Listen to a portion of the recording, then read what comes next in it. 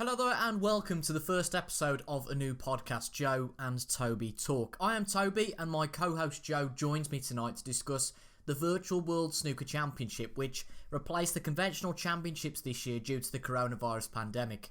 Myself and Joe both run gaming channels on YouTube and have also done a podcast in the past called Tuesday Night Live.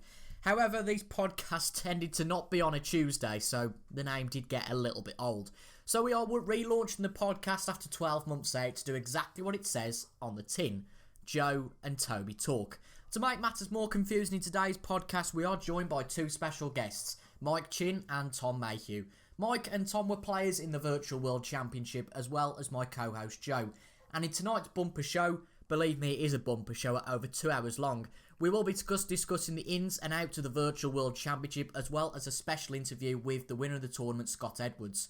We hope to release regular podcast episodes with deep dives like this in the world of sports and gaming, and the podcast will be available on YouTube, Spotify and other podcasting platforms, and when it is available on other platforms, we will let you know. So make sure for now to follow the podcast page on Spotify and subscribe to our YouTube channels. You'll find the links for these down in the description of the YouTube video. And obviously if you're listening on Spotify, you'll be able to find the Spotify page fairly easily from the viewing page. We hope that you enjoy the podcast, and many thanks to our special guests, Mike and Tom.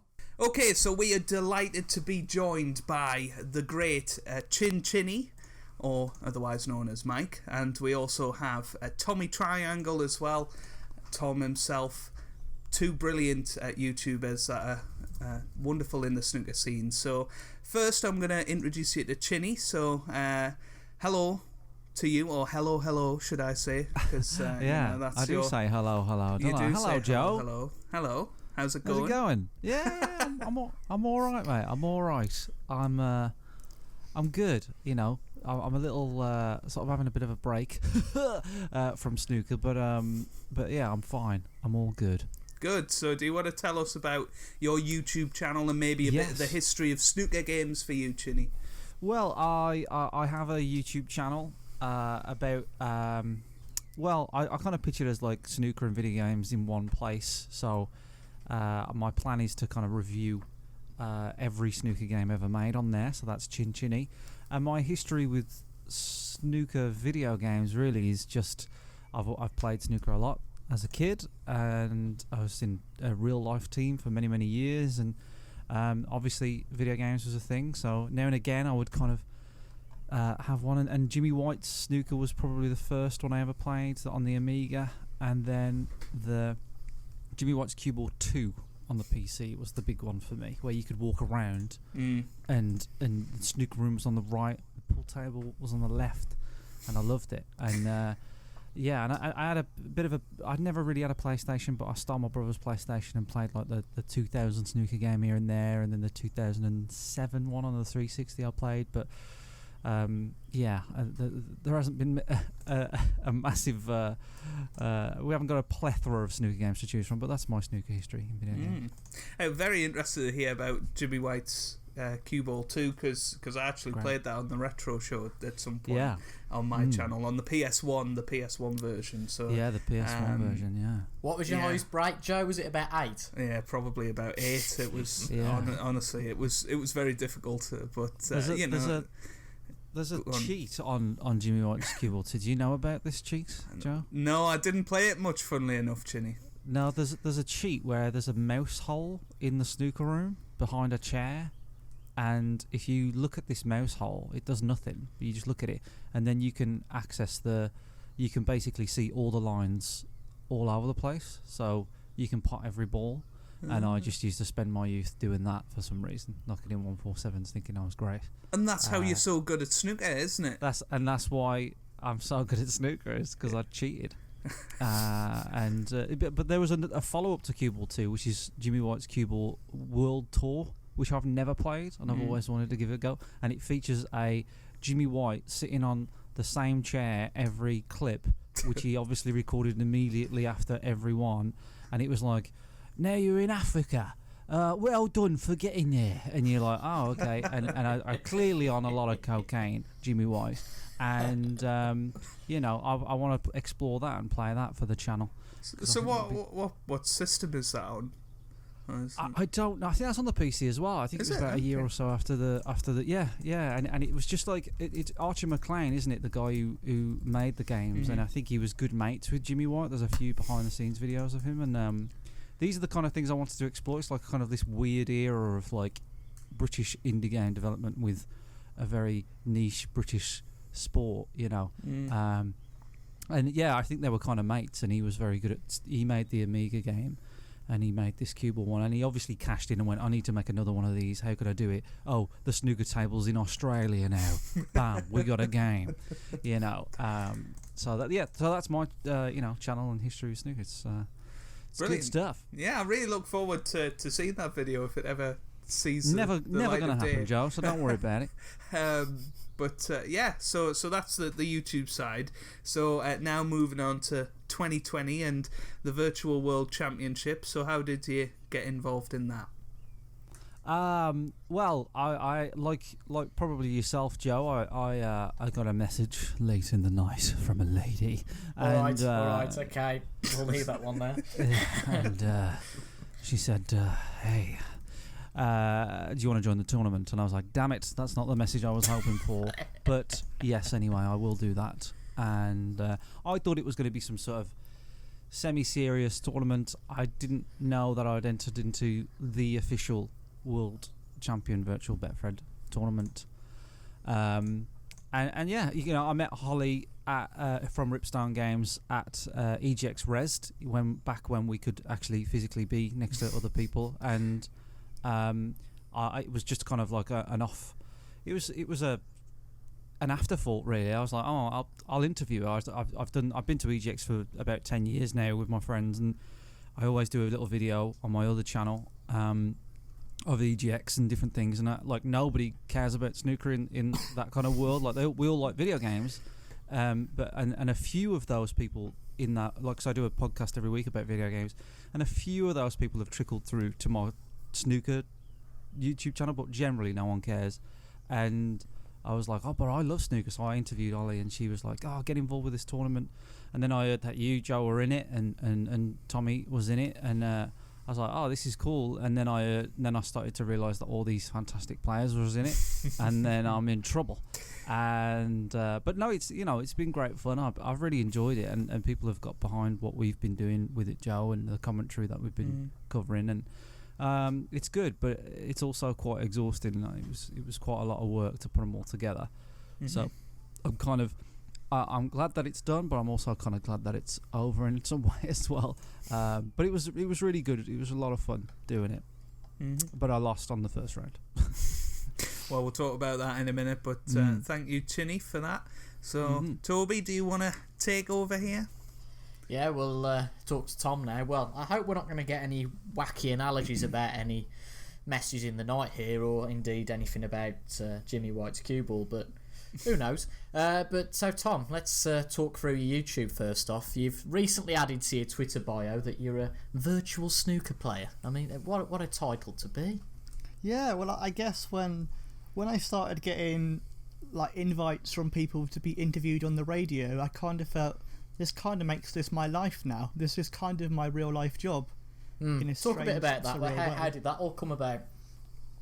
Literally, I got a message from BBC Radio Sheffield saying, oh, we saw you're in this virtual championship. And I think because I was representing Judd Trump, I was probably one of the first names who they saw.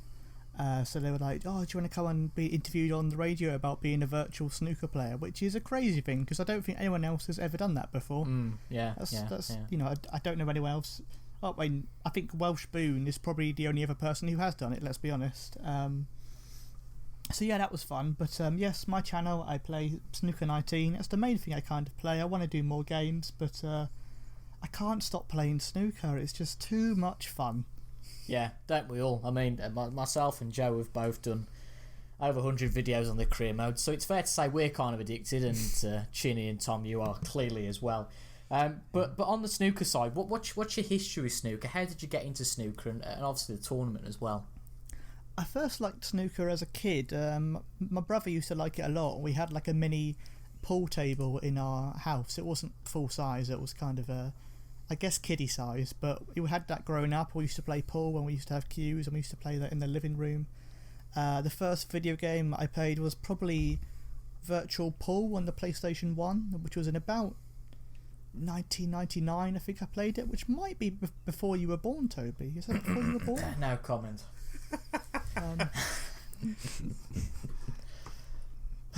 Yeah, I'm not saying that was the reason you were born, but who knows? Who knows? Wow.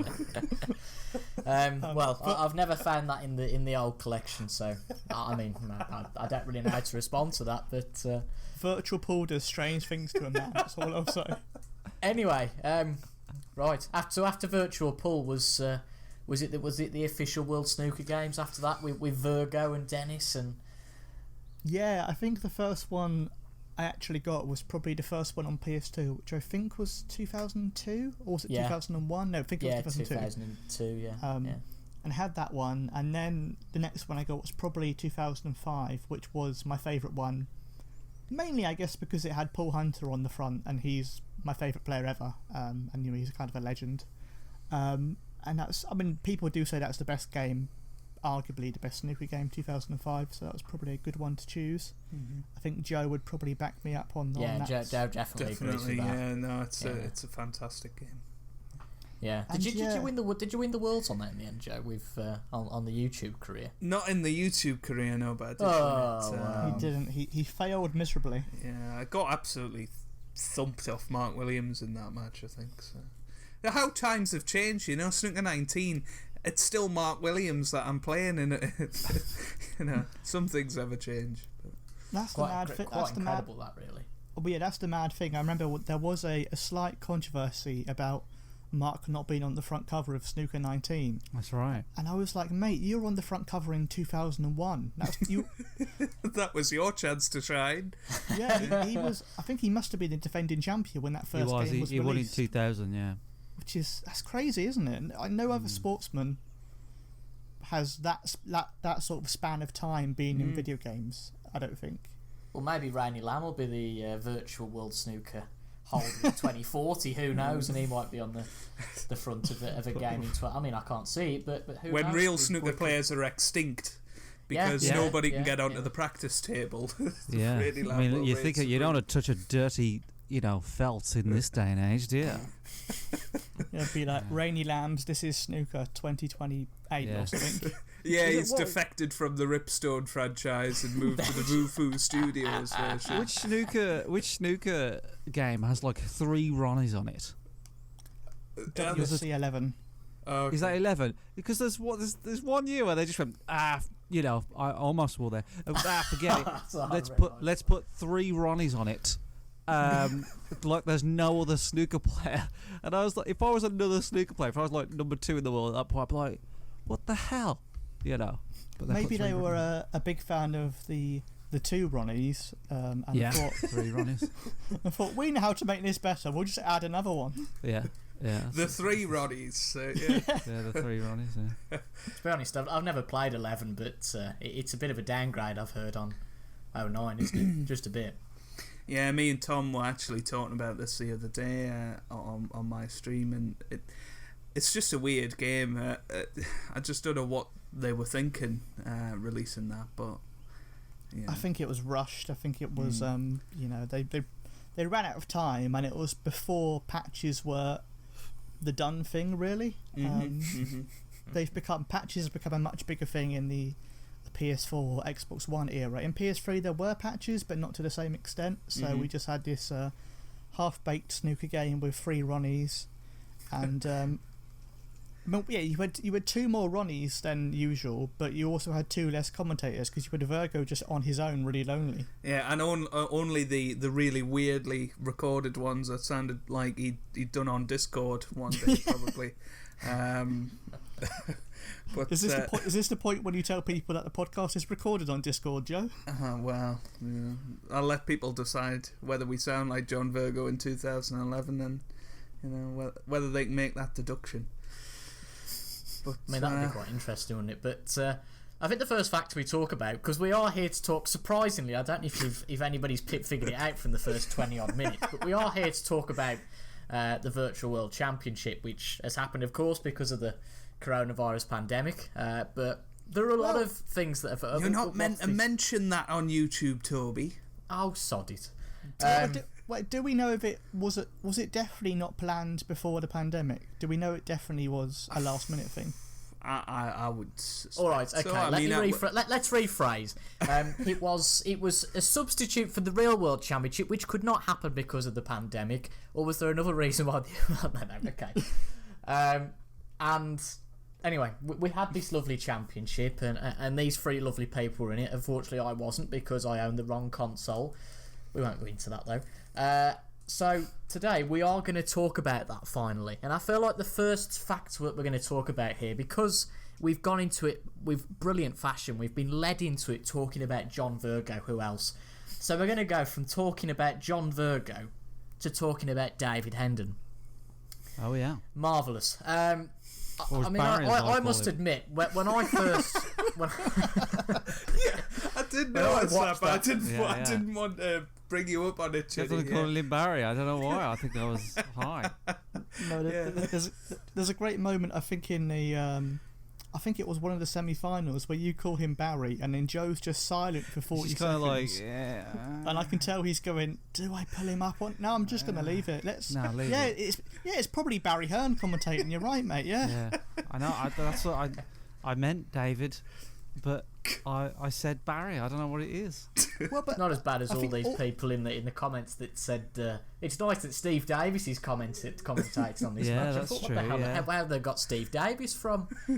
But anyway, there you go. But what I was getting onto is in that first match between yours truly, Tom, and Yan Bingtao. When I first watched that, because as YouTubers, we don't tend to listen to the commentary itself in isolation. We tend to put our really annoying voice over the video, and I suddenly realised how boring and monotone the original game commentary is, with the repetitiveness of Neil Foulds. If you go within 5 metres of the cushion, saying that, well, he's lost the cue ball a touch, and other repetitive lines. But my point is, and my first question is in terms of commentary and analysing that for the tournament, do you think that perhaps there should have been some external commentators brought in? Of course, 2 people did do some commentary for the matches. I can't think who they were. There was Losers. A well-known YouTuber in there, and Joe. Yeah, and Joe. I don't know. I don't know who that was. But for anybody that doesn't know, we won't continue the joke any longer. No. Joe and Chinn did do some commentary for the matches. But from the semi-finals, World Snooker decided to draft in David Hendon to do the commentary by himself, which was a little bit bizarre. But I think the question is, and we'll get to you first, Joe, because you haven't spoke for a while, so those vocal cords have been relaxed a little bit. But do you think there should have been some external commentary from round 1, whether that be David Hendon, whether that be yourself and Chinn, whether that be anybody? Because I think for anybody who isn't into Snooker 19 in the degree we are, it kind of made it a little bit unwatchable, because commentary is such a big part of snooker, especially when, you know, on BBC, when you've got Virgo. I mean, I think we're clearly just obsessed with John Virgo and Dennis Taylor, aren't we? But alright, I'll just phrase the question. Do you think that there should have been some external commentators chucked over the game audio from round 1 onwards? Yes, I think, as you say, we all watched that first day, and believe it or not, as participants in the tournament, we had no idea how it was going to be presented, how it was going to look. All we were told is record 3 one-frame matches and send us your files, and we just sent them off with commentary on. That's all we knew. So that first day, and I remember it vividly, Rob Walker coming on and you know, introducing the players, and I thought, oh wow, this is great. They've gone above and beyond. But then as soon as the break off happened, it was just the gameplay, and there was nothing else. You know, and you had Judd Trump bobbing up and down on the left hand side, and Yan Bingtao doing the same on the right hand side. And you know, it was such a shame there wasn't commentary, because I actually think that match with you, Tom, and Billy Boy was one of the most entertaining of the whole competition. And thank you. That's what I was trying to do. yeah, wait, you were just finding your inner Judd Trump, weren't you? Yeah, I mean, what is a foul if not the ultimate naughty snooker? That's exactly, what I think. Exactly. Yeah.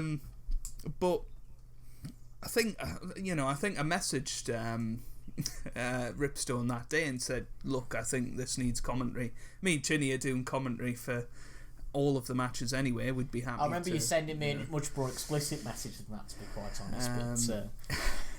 yeah, but they decided to go in a different direction, for whatever reason. And but yeah, I think if it is something to do in the future, I think they will do it with commentary, simply because they drafted in David Hendon, as you say, for the semi-final and final, and I think people really appreciated that. So I think it is something they'll do in the future, hopefully, if there is any tournament. Yeah, I definitely agree with that. I think it's just the time constraints, really. It was put together so quickly. I mean, I remember hearing about this a few days before it happened, and I was just really excited. And then all of a sudden it was happening, and I know you guys didn't know much long before me, so that was a real shock. But do you think possibly that the commentary from the semi-final also, Chinn, it lacked as well because of David Hendon's lack of knowledge for the game? It was quite amusing when, so especially Rainy Lamb, kept knocking in all these long blues, and David Hendon, every time he's just there with amazement. How does he keep knocking in these blues? When obviously on the game it's that cheap blue which you guys have coined the term. And by the way, I've pinched that now for my series, so yeah, copyright do it, Joe and Chinny. No, we didn't copyright it in time, did we, Chinny? So no, I'm getting the checks. I just haven't told Joe. No, I think I think what I was relieved that they put commentary on, and I think David did a good job with what he was given. Do you know what I mean? He's from his point of view, he's just what's this? Some video game? I don't know. I got nothing else going on. Fine, whatever. I just don't want to speak to my wife. Just give me something to do. So he does this, and he's and he commentates, and it's nice that he did it. It's a nice gesture that he did it, because he probably just did it off his own back. There's no money in it, so it was cool. But I think what it needed was someone like Joe to be on there with him. Do you know what I mean? And then that would have been an interesting dynamic then, because then you've got somebody who's an experienced commentator on TV, and then you've got Joe who's got this YouTube channel and also knows the game inside out, and then he can kind of learn as he goes that, oh, actually these long blues are nothing, and these are the shots. So when Joe and I did commentary, we know what shots are tricky, which shots are, like, oh, that's why he played the long red, that's why he played the long blue. We know what's available. So I think they just, for the future, I think, to be honest, I don't think people care if it's like a real commentator or not. I think they just need people to drive it through. Like, real snooker needs commentary for it to people to stay engaged, to drive it through.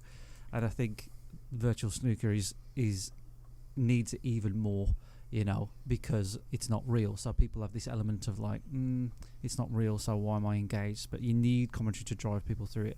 And if David's involved with it, that's great. But I feel like if people know the game, the commentator should be, like a reflection of what the players are thinking. So if the commentators are experienced enough to know what the players could be thinking, then it doesn't really matter as long as they're experienced enough. Then that's why I think people liked Joe and I's commentary, because we know the game pretty well, and we could sort of give an insight to what the players were doing. But it'd be cool. I just think Joe and David would be a cool thing. That's what I kind of was thinking would happen. They would ask Joe to do it, and with David or something like that. But they just didn't. I don't know. As if Joe would cheat on him. Joe would never cheat on Chinny. He would, yeah, and I would expect him to. You know what I mean? I would. You would fully support it, would you? Yeah, I would fully support it. You know what I mean? Endorse it. That meme, that gif of that guy just doing that nod, in the snow. That's what I'd do. I'd be like, look, it's fine. You know what I mean? It's all good. Because I would in a heartbeat. So, and when you got Mr. 14,000 subs over there, who are they going to pick? So no, I think it would be good to do that though. And a Geordie accent's way better than a black country accent anyway. So Well, Joe was. Well, hang on a minute. Hang on a minute. You can't just say things like that, especially when you're from round here. It's just so. Oh, just so demeaning on us lot. I mean, It's true. Joe's not even a Geordie anymore. He's gone. Hey, Well, I am a Geordie. He's gone to sunnier climes. yeah, he's gone to the northwest now. But He's 60, 70 miles close to the equator. So I mean, sunnier climes. It does it for me, I think. But mind you, we don't have such good weather down here. Anyway. He's changed ever since. Yeah, he's gone to I think he has massively. Yeah. But Tom, would Joe and David Hendon be your magic commentary group? And do you think that? I suppose it depends how much you watch. Did you watch much of the Chinny streams, or was it WST? Because I know, especially for those early rounds where there wasn't any commentary, I always watched Chinny streams because having that commentary was just so much better. Especially, I have to take my hat off to Joe here. I mean, Joe's getting a lot of praise, but believe me, that'll backfire a bit later on. Because especially those videos where he was playing and he was talking through what he was doing, because you could just see the pressure of the situation. It was absolutely fascinating to watch. It's not just like one of his career mode videos where he goes, oh, bugger it, I'll just play this red. I'm 9-1 up anyway, who cares? But obviously, that doesn't happen every time, but most of the time it does, because Joey's a world champion on his career mode, and mine's not going so well. But anyway, we won't talk about that. But I think the main question was, Tom, did you prefer the commentary of Joe and Chinny, or the commentary of David Hendon from the 70s? I know that's a horrible question, but just try and pretend that Joe and Chinny aren't here. But this is just between me, you, and the whole of YouTube. Oh yeah, obviously David Hendon. Then obviously, I mean, I just thought Joe and Chinny were so amateurish. They didn't have all the facts. They in a way they knew too much about the game. No, obviously I did prefer Joe and Chinny because, I mean, that's the thing. Just when you have two people commenting, you have more of a person to bounce off. There's more more of a banter. I mean, as much as I love John Virgo, if it was him on his own, like it is in one of the snooker games, it's not as special as when it's him and Dennis, or even him and Ken, or him and Alan. It's just when it's two people, it's far more entertaining, and that's why all snooker matches have two commentators in the first place. Which I imagine they would have had two if well, I don't know, but yeah, I know obviously the lockdowns made it more difficult, so maybe they would have wanted to have Neo and David, but they couldn't put them together. Maybe that's why they just had David. But yeah, I think it added a bit having two people together. It made it a bit more entertaining, and I mean, it was just funnier. But that's the thing. There was sometimes I watched Joe and Chinny streams, and I was like, yeah, I can see why World Snooker don't want to put this on their channel, because they might upset John Higgins. Well, I'm just concerned about his cholesterol. And a severe dieting that allowed him to, get into that shape for the virtual worlds. He looks very happy. Permanently. He's very happy. Well, you would be if you lost that much weight. You're making him sound like Stephen Lee here, Chinny. Well, there's a lot of things I can compare with John Higgins and Stephen Lee, but let's not go there. I know it's Ramadan and everything, but geez, he must be cutting down on his carbs. But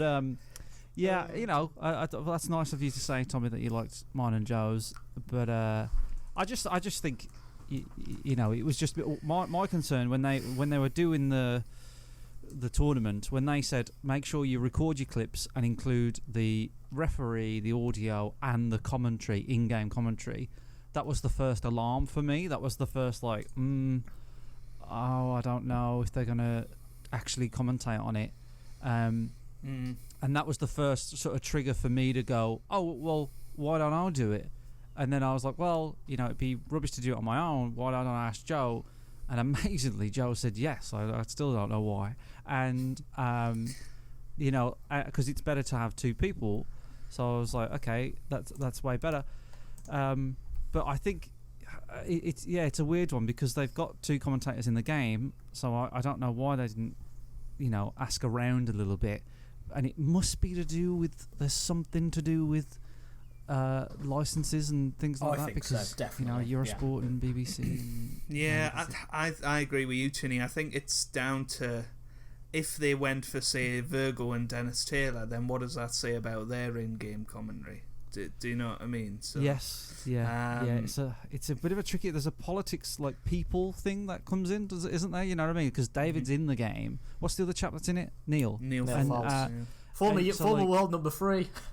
So you got like, well, they must have asked Neil and maybe he said no, but like you've got this weird sort of politics of like, if you ask Dennis, then it's like, yeah, but I'm not in the game because you couldn't afford me. You know what I mean? Or something like that. And it gets a bit trickier. Well, he was too busy doing the song for NHS anyway. So. Yeah. Oh, so that must have set him back a few. That's the issue, though. You ask, I know people would have wanted Virgo and Taylor, but you ask David Hendon, he might do it for free. You ask Virgo and Taylor, and they go, "All right, pay me £500." That might be the issue there. Yeah. I mean, I think it would have been Virgo cheap. It would have been great if they'd had multiple commentators on the tournament. We all know that, and I'm actually a bit surprised at how, we'll talk about this a little bit later, the sort of presentation style. But I was a bit surprised at how almost low budget it was, considering it seemingly had the backing of Betfred and World Snooker. I'm a little surprised they didn't put a bit more money into it, because we are talking about, David Hendon probably did it for free, although David may well comment in the down below and say he was paid money for it. If he was, great. But I am a little bit surprised. £10,000 per match. Yeah, and that's why they only did it for 3. And that's where our first round prize money went. But yeah, it was just something that surprised me a little bit. It would have been lovely to have multiple commentators, I think, but I suppose it again comes down to the short notice and obviously the global situation at the moment, I think. Yeah, definitely. So we alluded to it there. We're going to talk next about the promotion of the tournament, which I think we can definitely focus on the positives of that, can't we, Joe, first off, because the promotion on Twitter, especially I felt for the final on all the social networks, was really good. WST really getting behind it. I mean, joking apart, the fact that this was on the WST channel, they could have easily put it on a Ripstone channel or whatever, but from the start it was quite clear that we've got the backing of Betfred, we've got the backing of WST, all the parties that should be involved here are involved. So you've got that commitment, and like Chinny was saying, firstly he felt that this was going to be a kind of serious thing, then it all of a sudden dawns on you and you've got this quality of player, and then you've got all of these people getting behind it. You think, Jesus Christ, this isn't just a laughing matter. I can get presented a trophy at the Crucible. I better start practicing now. But the promotion behind it, I thought was good. Especially, again, we have to consider that they were under massive time constraints. Again, it was maybe 14 days maximum that anybody had kind of known the idea before it came to fruition. Yeah, no, I think with the time that they had, they did a good job.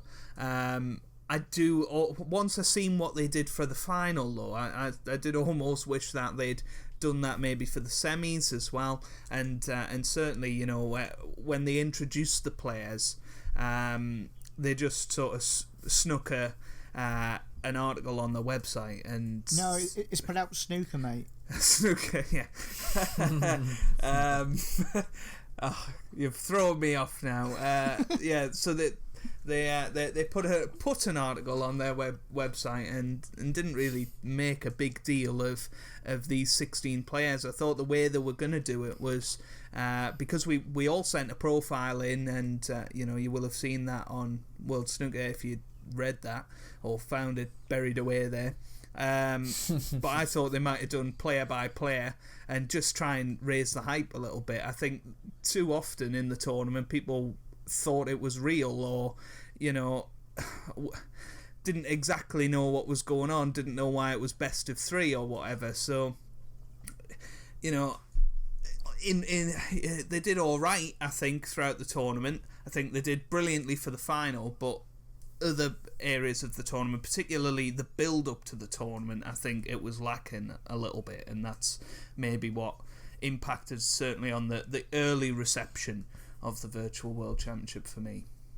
Yeah, definitely. I agree with that. I just remember that first match going down like a ton of bricks because of the commentary issue, and I think B, because a lot of people didn't really know what was going on. And if you don't mind me saying, Tom, that the game was certainly interesting for some of the shots that were played, and people down in the chat were going, "Oh, is this the best you could get?"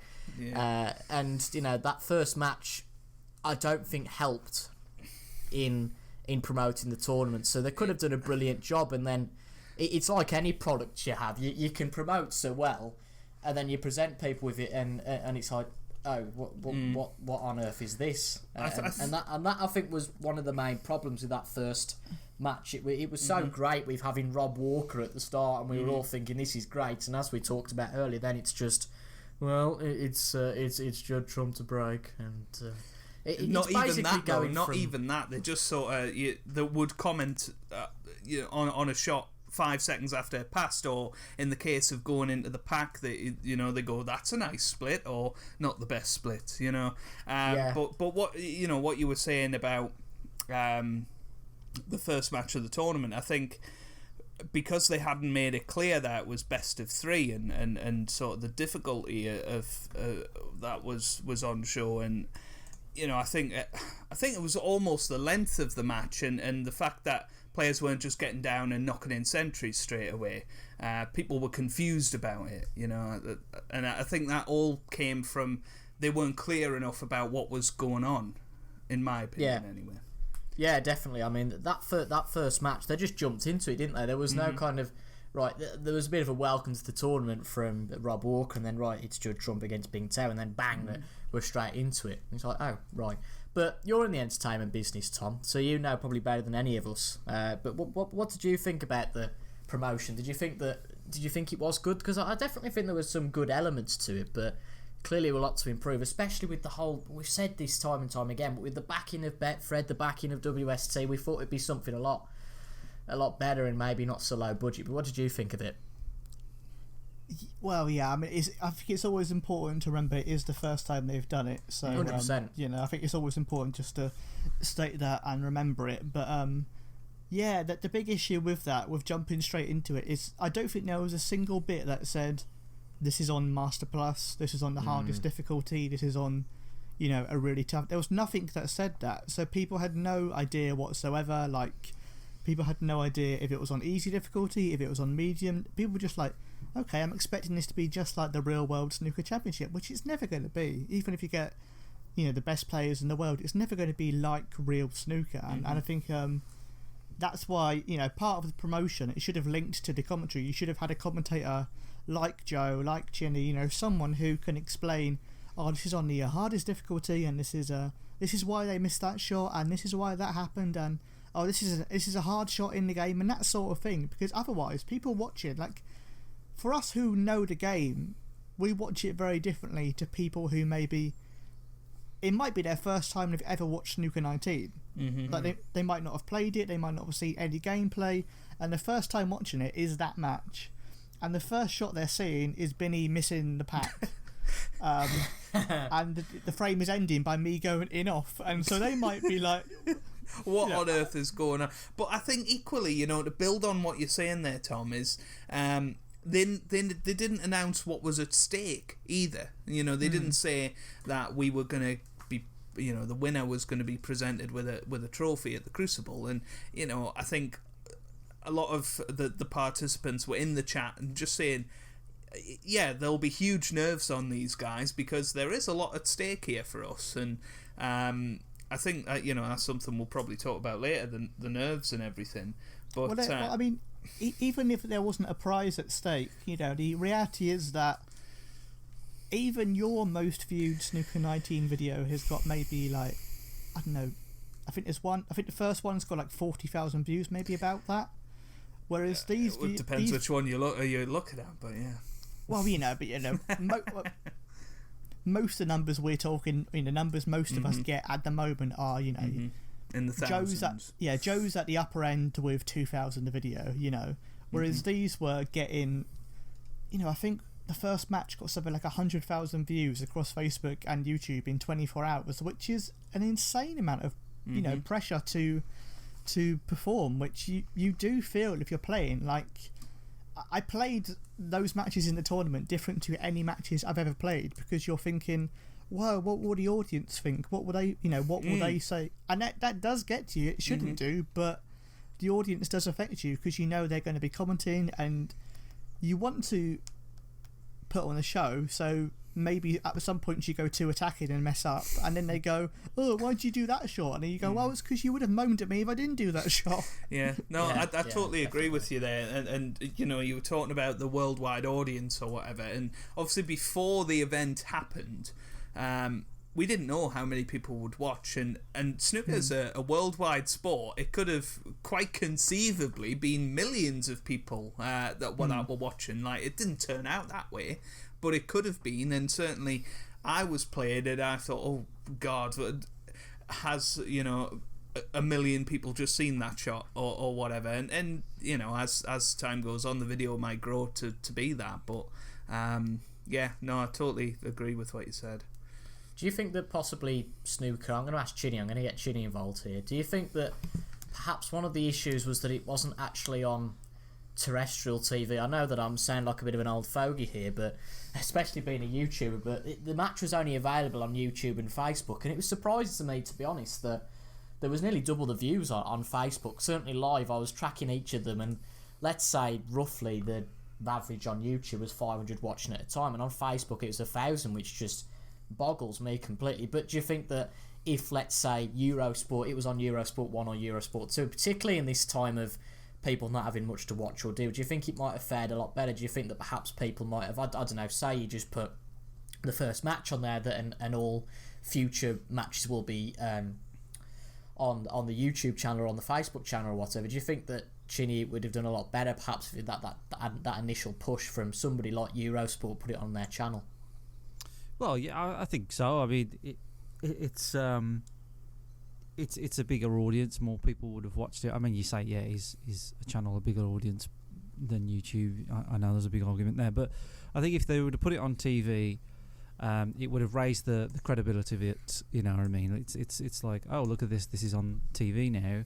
Let's take it seriously. But also, what comes with that is also the negativity. So as soon as it came out, like you say, Tommy, there's new people watching, Snooker 19 that have probably never seen it before. There are people that made it very clear that this is, not their thing, and they don't like it because it's not real. People just need it to be real. And then I saw a few odd Twitter comments and said, I've been really enjoying the virtual snooker actually. So it was a big divide. So yeah, I think if they'd have put it on TV, you just would have got more of that. You know what I mean? You would have got more of the good and more of the bad.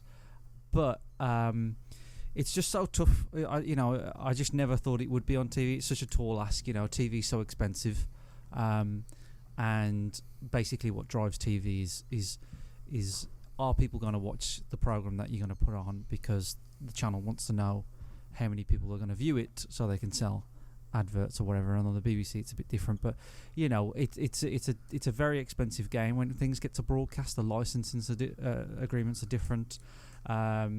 It changes the game, because the World Championship is a BBC tournament, but David Hendon is doing the commentary on the game, but he's tied with Eurosport, so it's like this weird concoction of different license agreements and all sorts of craziness that you have to get into. So I never thought it would be on TV.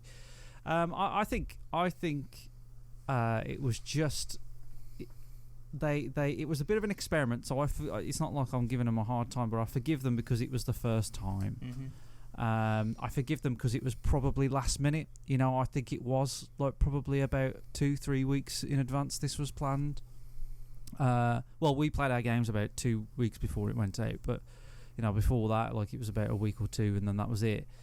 The fact that it happened is like what I'm grateful for, that World Snooker even put it out there at all. The fact that they put, like, they asked me to do interviews with each of the players and put them on the actual YouTube channel and their Twitter was pretty amazing to me. I didn't expect them to do that.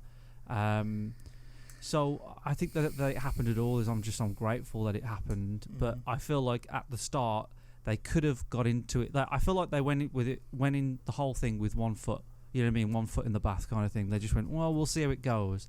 And then they didn't just jump in. And I felt like if they did just jump in, put 2 commentators on it, you know, whether it would be David and Joe, and go full force and make a feature of each player, make more of a thing of the player, not the professional player as well. You know what I mean? Like really go into it. I feel like they didn't. They dipped their toes in it and went, this is actually kind of working. Now let's get David involved now, which is the way I suppose you should do it. But you know, it's a tricky thing because like it's you never know how people are going to respond to this, and I think generally people responded well. So. Yeah, I think they did as well. I really do think they did. So on to the next topic, which will be our final topic before we have a little break to listen to a little interview that Joe's put together. And here we're going to talk about the exclusivity of the tournament. The tournament was just on PS4, so it was only open to PlayStation 4 players. Ooh, I could hear the anger in your voice, Toby. No, not at all. No. Not at all. No, I was trying to create some drama, you know, like that because have Toby go flying through the internet to strangle you there, Chinny. Yeah. I heard like YouTube drama is like really good on the racing, so I was trying to create some hype, Toby. You know. Well, we'll get that a bit later. I'd like to say, okay. So it was just on the PS4. I'm going to try and stay calm. Just on the PS4, 16 players invited. I think more of the topic is because we all know we don't really need to discuss that it was on the PS4. It wasn't on the Xbox, wasn't on the Switch, wasn't on the PC. That's fairly obvious. And I think that we'd all say that the PS4 was the best console for it to be on. Ultimately, the best PS4, the best snooker players, snooker 19 players as a group are on PS4. Now, please don't shoot me Xbox One side, but it's clear from that roster of 16 that there were clearly 16 great players over on the PS4. Now, you've only got to look at the Betfred World Championship online tournament on the Xbox One to see that perhaps there isn't that quality. I've seen the leaderboards for the PS4 stuff on from Joe, and it differs a lot to the Xbox One. I think that the standards definitely better in that PS4 community. So rather than talking about bickering whether it should have been on the PS4, whether it should have been on the Xbox One, do you think that potentially, and this was an idea that was put forward in an interview that we're gonna listen to, not the four of us because we've already heard it, but what everybody else is going to listen to in a couple of minutes' time. But a very interesting idea was put forward that potentially in the future we could have this Virtual World Championship but play it at the Crucible. Now don't worry, it's not going to be virtual in terms of it's not virtual and we scrap it, and Chinny and Joe are going around the table with their cues getting a break of 20 or 30 at a time, which would be 20 or 30 more than the rest of the players in the tournament, might I? True. That's why I picked the two of you. See, I knew that would be the case. It would be the best match to start with. But is there a chance that potentially they could set up 16 screens at the Crucible and the best 16 players?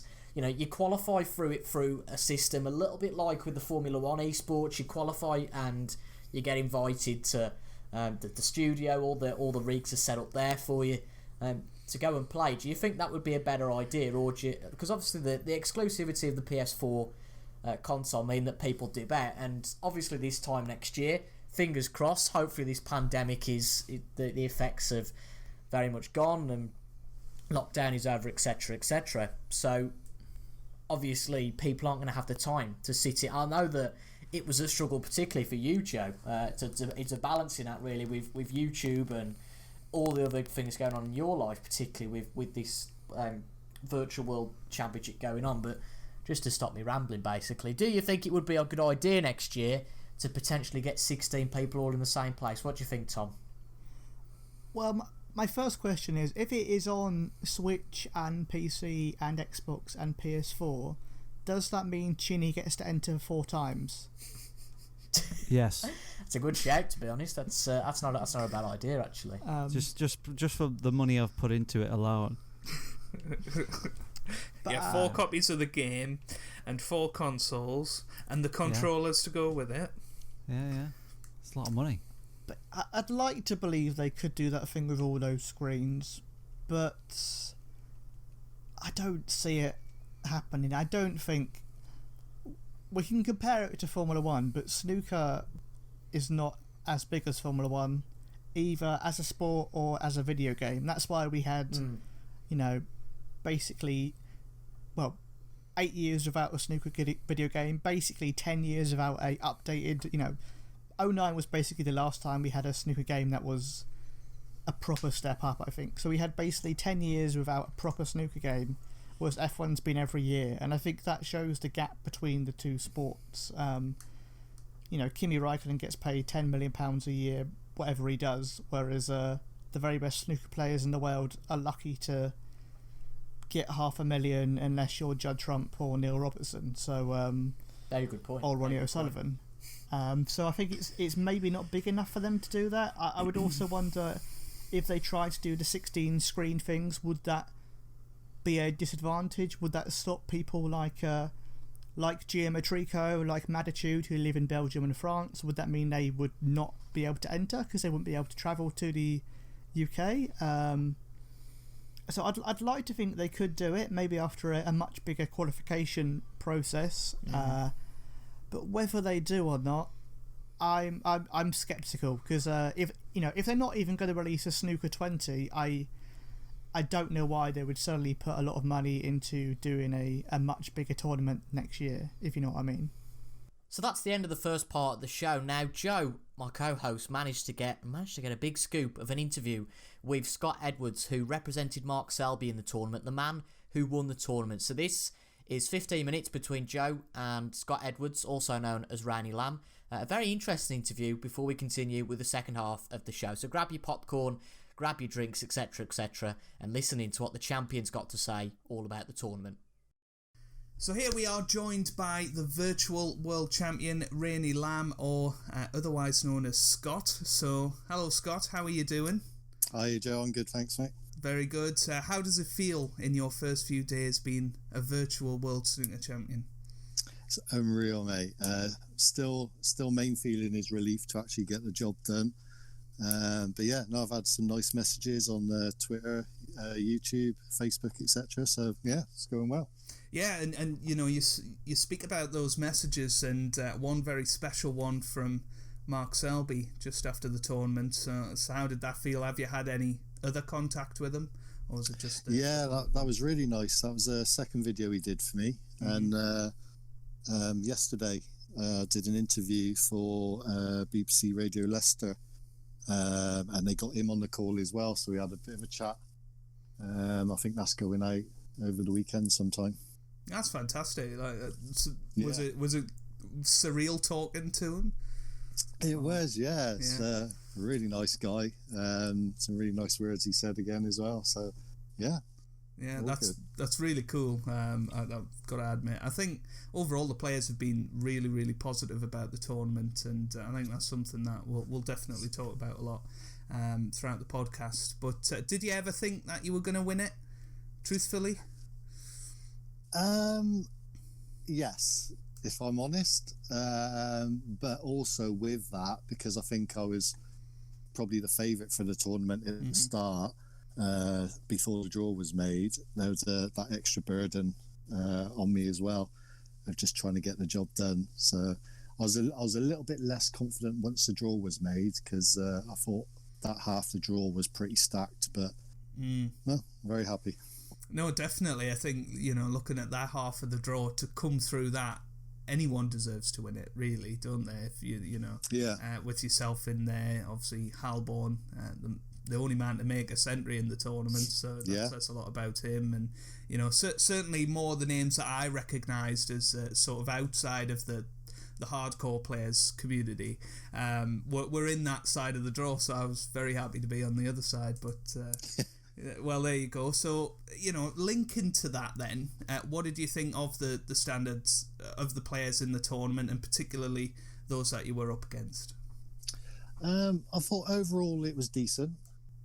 Yeah, I thought there was quite a few two visit wins, if you like, so sort of averaging 30-40 breaks and things like that, which is decent because Master Plus is quite new to a lot of players. And obviously there's probably only about a week's practice just before, so everyone was still getting used to it. Obviously Halborn made that cracking 131. I think there were quite a few 70s, 80s, a couple of 90s in there as well, so yeah, overall pretty good. Yeah, no, I couldn't agree more with you there. you know, I think what people sort of don't realise is most of us don't play on Master Plus day in, day out. So exactly, and I'd like to throw into that as well, Joe, that obviously with it being, especially the first couple of rounds, best of 3, there is so much added pressure to get the job done, and you make a mistake and that could be you out the tournament in half an hour. So the pressure of that and the nerves that everyone was having as well, I think, especially in those first couple of rounds, didn't really help the sort of looking for centuries and all that sort of thing. So yeah, because I think going into the tournament, people thought, well, you know, they've got an aim and aid on, it's all going to be dead easy. But what people didn't factor in was that pressure, and for us, you know, presumably we're never going to get the chance to actually win a real world championship. So this might be the only chance we ever get of winning a world championship in snooker. So the pressure was immense, certainly on my side. And I know you spoke in your interviews with Chinn a lot about the nerves, and 100%. Both the semi and the final, that deciding frame, like I've said a couple of times, if I'd have picked the white up with my hand and pulled it down, I'd have still been out of position. I was just really struggling with the pressure and the nerves. You mentioned the length of the matches there, so it was best of 3 in round 1 and the quarterfinals, and then it moved up to best of 5 for the semi-final and the final. What are your thoughts about the length of matches, and would you have changed anything about that? I thought it worked okay in the end. Again, I think people need to appreciate the tournament was pretty short notice, and obviously with the guys from Ripstone, etc., working from home and having to edit the footage that we sent them together, then obviously there's timescales to all that. Ideally, I would have liked sort of first 2 rounds best of 5, and then maybe move up best of 7 and best of 9 for the final. But still, even those last 2 rounds, like my semi and final, were both 2.5 hours. So yeah, I think my quarterfinal was pretty long as well. It was an hour and 40 minutes for 3 frames. So, you know, I think a lot of people sort of said, oh, we want best of 19 from round 1 or whatever. Yeah. And you know, that would have just been an absolute logistical nightmare. You know, if you had half an hour frames for that, you're looking at, you know, 9.5 hours for a match time, which, because of the way Snooker 19 works, you would have to almost record all of that in one go. You know, I suppose the way we did it, doing it as 1 frame matches, we could have maybe sorted something out, but it would have just been an absolute nightmare, and we'd probably need to start now if we were to go and get those lengths of matches for next year. Exactly, yeah, 100%, yeah. Like, I think we sort of forget snooker players when they're at the tournament, that's kind of all they're doing, apart from their media commitments and whatever, but actually we had to fit all of this around real life and working from home and whatever, so yeah, length of matches was I think they got it about right in the end, but as you say, a couple of frames either side I think would have worked. Yeah, definitely, totally agree. Well. So you sort of mentioned Ripstone and WST there, and maybe the short notice that we had of the tournament, but overall, do you think it was well organised? Do you think there's any way that they could improve that in the future? No, I think they did really well. Like we said, it was a really short notice. Obviously, people working from home as well, including them, so they're not in their office. I think if you look at the bigger picture of what's going on and the scenario that everyone was in, I think they did a very, very good job. No, I think they did, and to get the players on board all from home as well was really sort of well done. And exactly, and we as players were all really well supported by the guys in the Discord organising it, etc. So yeah, because there was a couple of instances where something happened in matches, whether it be somebody's footage not saving or whatever, and this could have been at 9:30, 10 o'clock at night, and we would just send a message to Holly or Jamie who work for Ripstone, and they would be back to you within 15-20 minutes, which is crazy to think they were working well out of their normal working hours just to help this run as smoothly as possible. Exactly. So a big thumbs up to them at Ripstone. So, speaking of the future then, do you think we will see more of these tournaments? And, with that, how frequent would you like to see them? And what can we do to make this bigger and better? Yeah, well, I think they will do more. wouldn't surprise me if the next one they do for Xbox, because obviously this one was just limited to PlayStation 4. And I know like a lot of the Xbox guys were talking about that and having a bit of a grumble, which is understandable. What I would like them to do is maybe think about doing similar sort of thing for the Triple Crown events initially, because I think doing it for all the events is a bit much. Agreed. But for the big ones, then yeah, I think that could go down really well. But like I say, obviously they got to look at all the platforms as well rather than just PlayStation. But I think initially for this one, again, because it was short notice as well, PlayStation has got the biggest player base, so it was probably the easiest one to try and get hold of people short notice and get it organised, etc. So. And also the nature of how we recorded our footage and whatever. Yeah. I don't know how easy it is on Xbox, admittedly, but I know it is very easy on PlayStation, and maybe that's what swayed it for them in the end, as well as you say, the bigger player base. Obviously, we don't know what the world situation is going to be like, but do you think maybe bringing all of the 16 players, if it is, together on a platform, on whatever console it is, would maybe be the way to do it in the future? Obviously, once we haven't got social, crossplay, etc. Do you mean? Just if we all went to, say, the Crucible and they set up 16 PlayStations, Xboxes, PCs, whatever they wanted to do, and we all played from there, sort of to eliminate the I play PS4 or I play Xbox. But if you bring all of the participants to one place and give them a console, if you like, to do it, do you think that could be something that they look at doing? Yeah, I think you'd still get the arguments about, well, which console do you play the end part of it on, but potentially you could be looking at, say, the run a tournament on each, get your finalist and winner from each one, and you've got four platforms, so that's 8 players, so that's a quarterfinal straight away. Yeah, so it's a pretty good way of doing it, and it involves everybody, even the Nintendo Switch lot, who seem to get forgotten a lot when it comes to Snooker 19. So that would be really good.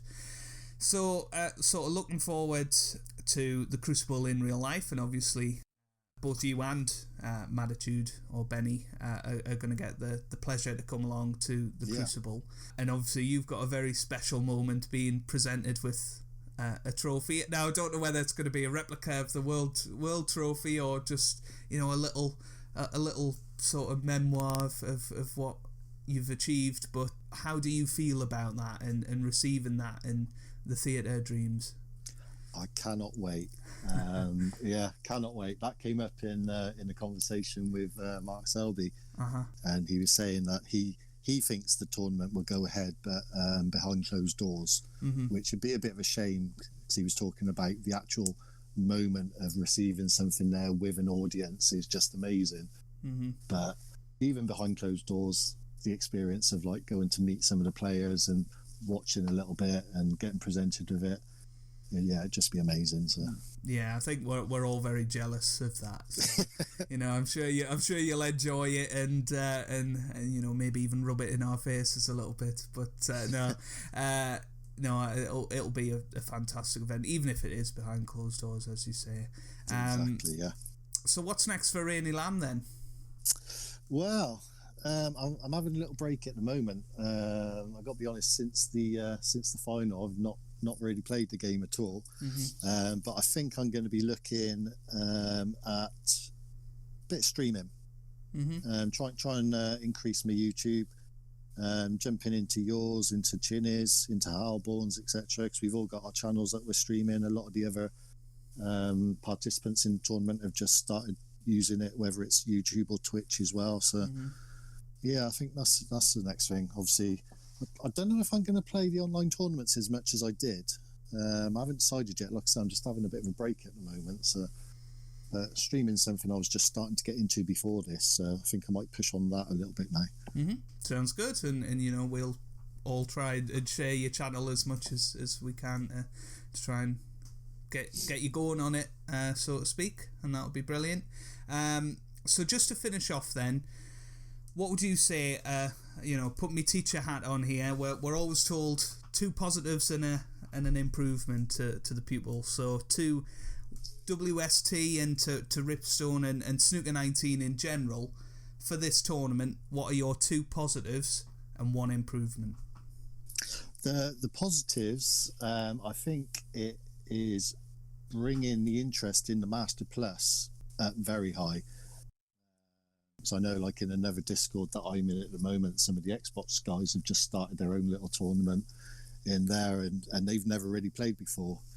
And plus, that's then going to combat a lot of the negative comments about some of the misses that were made. People actually see how difficult it actually is. As well as that, like I say, just the way it was all ran, a lot of interest in it as well. That was really good.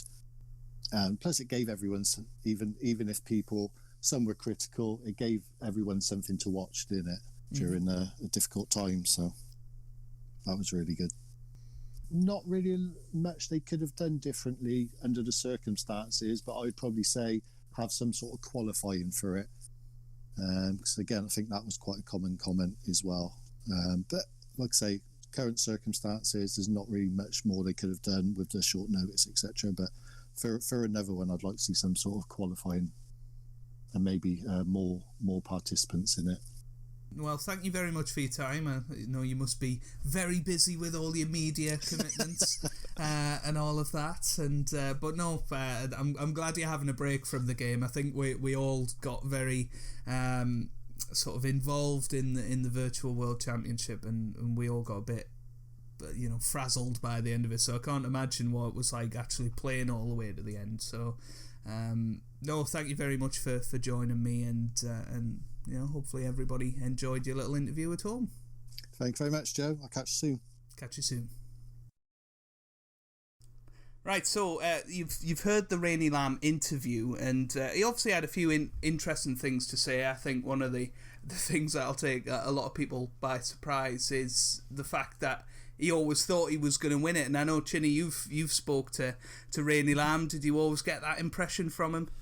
Yeah, I think to be good at anything like a video game or a sport or anything, you have to have an air of confidence about you. It's the same sort of trait that you see in people. Like anybody that's really good at something, they have to believe in themselves. And I feel like the ones that beat themselves up a little bit, like me, probably are doomed because they talk themselves out of it.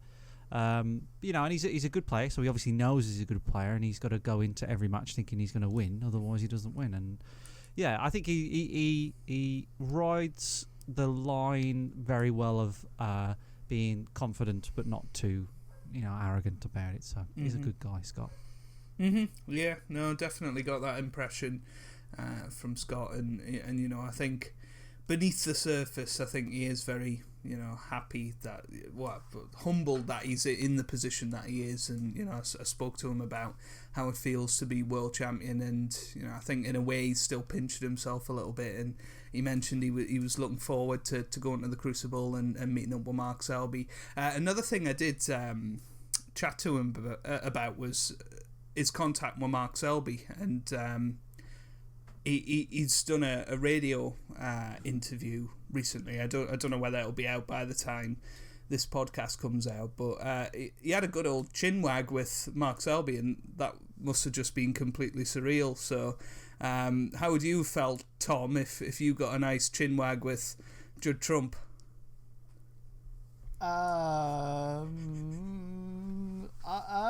Yeah, it would have been great. I know you'd have enjoyed it, Joe. You'd have loved it, wouldn't you? Oh, I loved it. Yeah. I mean, this is the difficult thing, because I'm not a big fan of Judd Trump, and I had to represent him. And luckily, I was thinking, well, maybe he'll win me over, maybe he'll wish me good luck. But no, luckily he didn't. So I can continue not being a fan, and it's all okay. Like, it would have been nice, obviously, though, if he did get in touch, and if I did win, and he said, congrats. But it's difficult, because is it unfair of me to say I don't think that Judd has that same warmth that Mark Selby has? Yeah, I think I've said it a couple of times. People have asked me why I'm not the biggest fan of Judd Trump, and if you're listening, Judd, you can still prove me wrong. But Let's just be think honest, he isn't, so slag him off. Come on. He's... It's Captain Goodspeed uncut. It's... oh, dear. It's slightly... a question of character for me with Judd Trump. I don't think he's got the same personality as, even a Sean Murphy or a Mark Selby. I think what exemplifies that is the recent NHS song that they've done, and Judd Trump as world champion and world number one, and supposedly the new People's Champion is nowhere to be seen on it. As far as I know, I've only watched it once. I mean, I wouldn't call it a song, but I mean that's a bit far. But yeah, but you see the likes of Murphy and Selby on there, and they're quite happy to make a fool of themselves, and they've got that little bit of character, that little bit of warmth that I think snooker almost lacks in some ways these days. But yeah, that's just something. So I don't think you're too harsh in saying he hasn't got the warmth of Mark Selby to him. That's why the final last year was so underwhelming, because for someone to win their first World Championship, and he just reacted like someone had just, given him a free bag of crisps. Yeah, he was just like, yeah, I'm really happy, it's good, I'm going to enjoy these crisps, good. And then that was it. There was no emotion. There was no sort of the best day of my life. Honestly, I think Rainy Land was probably more emotional about winning the Virtual Championship than Judd was about winning the real thing. No, 100%. I think it comes from, we were talking about that line with Chinny before, but between being confident in yourself and almost being arrogant. And I think Judd Trump's almost the other side of that. I think he almost expected he was going to win, and it wasn't a big deal to him that he did win, because, if you contrast that with Bingham in 2015, and he was just completely shocked that he won it, I suppose, and the same with Mark Williams in 2018.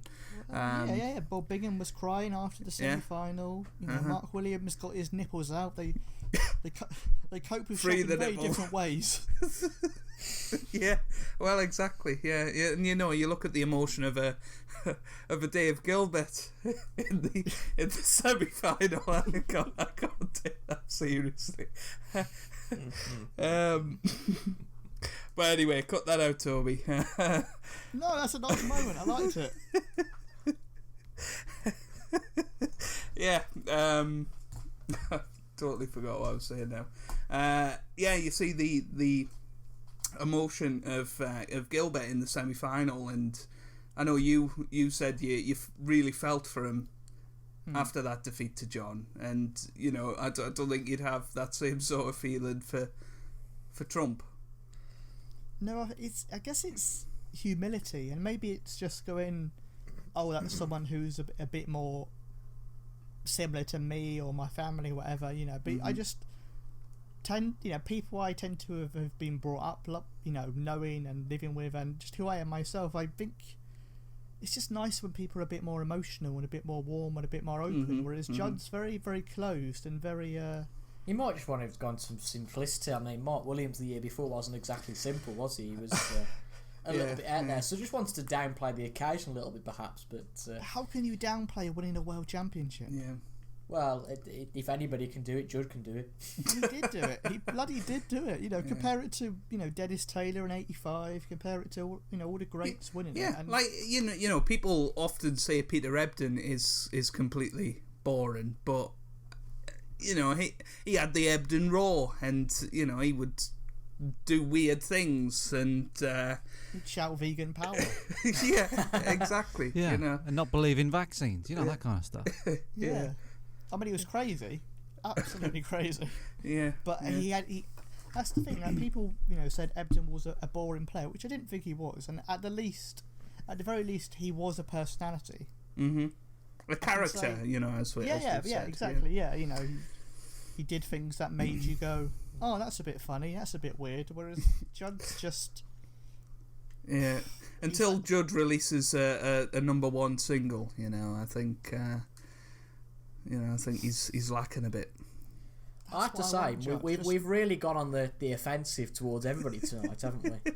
Yeah, Judd Trump, David Hendon, I mean, even David Gilbert, Neil Folds, I mean, we're just upsetting everybody here, aren't we? But hey, Toby, we're not insulting anybody. If you're doing that, then that's up to you. But we're not insulting anybody here. So, but sort of moving on from Judd Trump, going back to what we talked about with Rainey, and he said that one of the big positives coming from the tournament is him seeing more people play on Master Plus and try and challenge themselves on Snooker 19, and actually seeing how damn hard it is to play on that difficulty. And he said he noticed in the Xbox community they were putting together leagues on Master Plus, which wasn't a thing before. So he said he was really happy to see the step up in difficulty and challenge of people taking on the game. So I thought that was interesting. So, moving on from Rainey Lamb, the great man himself, the defending champion, and sort of moving on to the tournament in general, the gameplay side of it, and the way World Snooker wanted it to go. And linking to what Rainey Lamb said, first we'll talk about the aim and aid choice. Now, I know both myself and Chinny, and probably you as well, Tom, came into it thinking that it was probably going to be on Pro Plus. Yeah.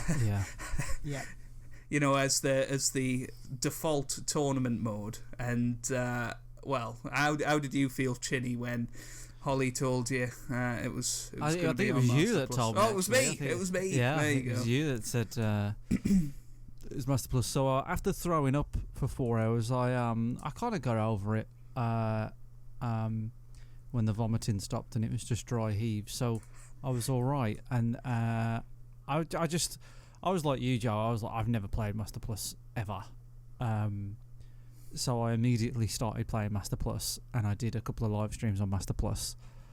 And then as I was getting into it, I was like, actually, it's not that bad. It's not as scary as I thought it would be, and I can kind of see it. It's one of those things where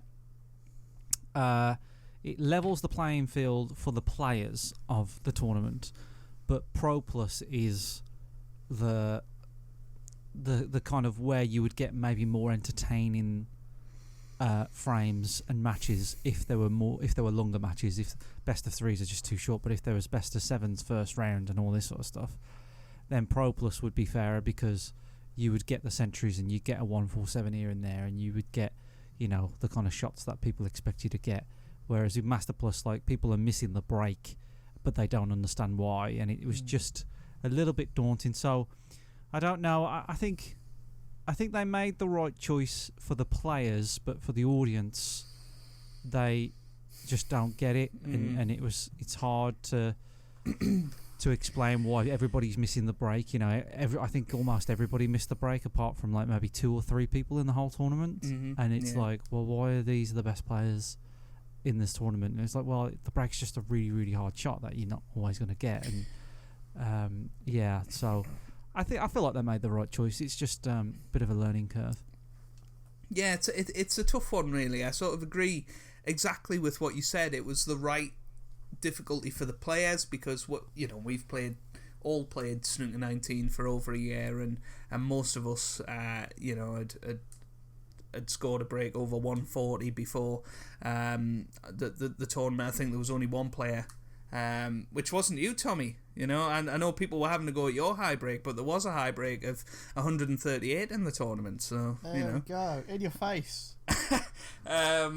So yeah, but if we wanted the entertainment value, it would have had to be longer matches, really, because we seen matches go on for 2.5 hours. If it was on Pro Plus, the matches would have probably only lasted half an hour, if that, in a best of 3. So yeah, but talking about the learning curve, and obviously something that myself and Chinny picked up on a lot through the tournament was the power bar and the sweet spot. So Tom, as somebody who again hadn't played Master Plus before the Virtual Worlds, what do you think about the sweet spot, as we call it, and with that, the punishment that you get if you miss it by 0.1%, for example?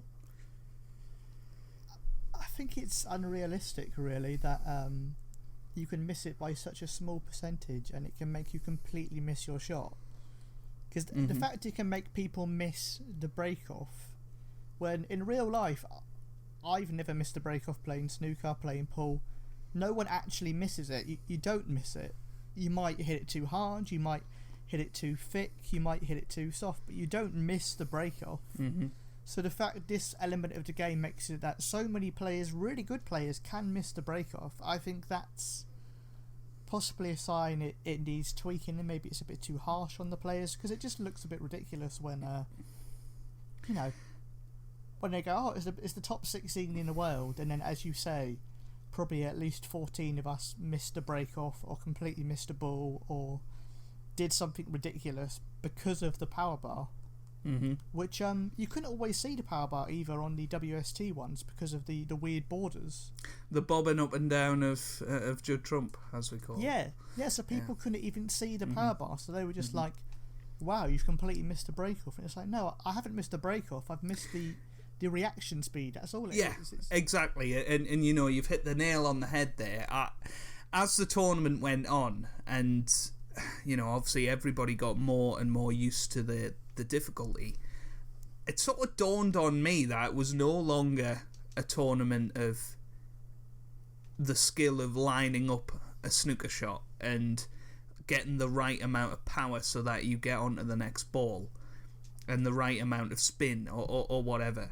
It became almost a reaction test, and I think we particularly seen it in one of the semi-finals where I think, you know, both players will admit the standard was pretty poor, but by the standards we came to expect. But it was all due to their reactions just being slightly off. And you know, I think you say it yourself, Tom. It's a bit harsh of a penalty to inflict. We've seen some fantastic safety battles go on for 20-25 shots, and then somebody misses the power bar by an absolute fraction, and they bust the reds open, and it's, you know, pretty much frame over.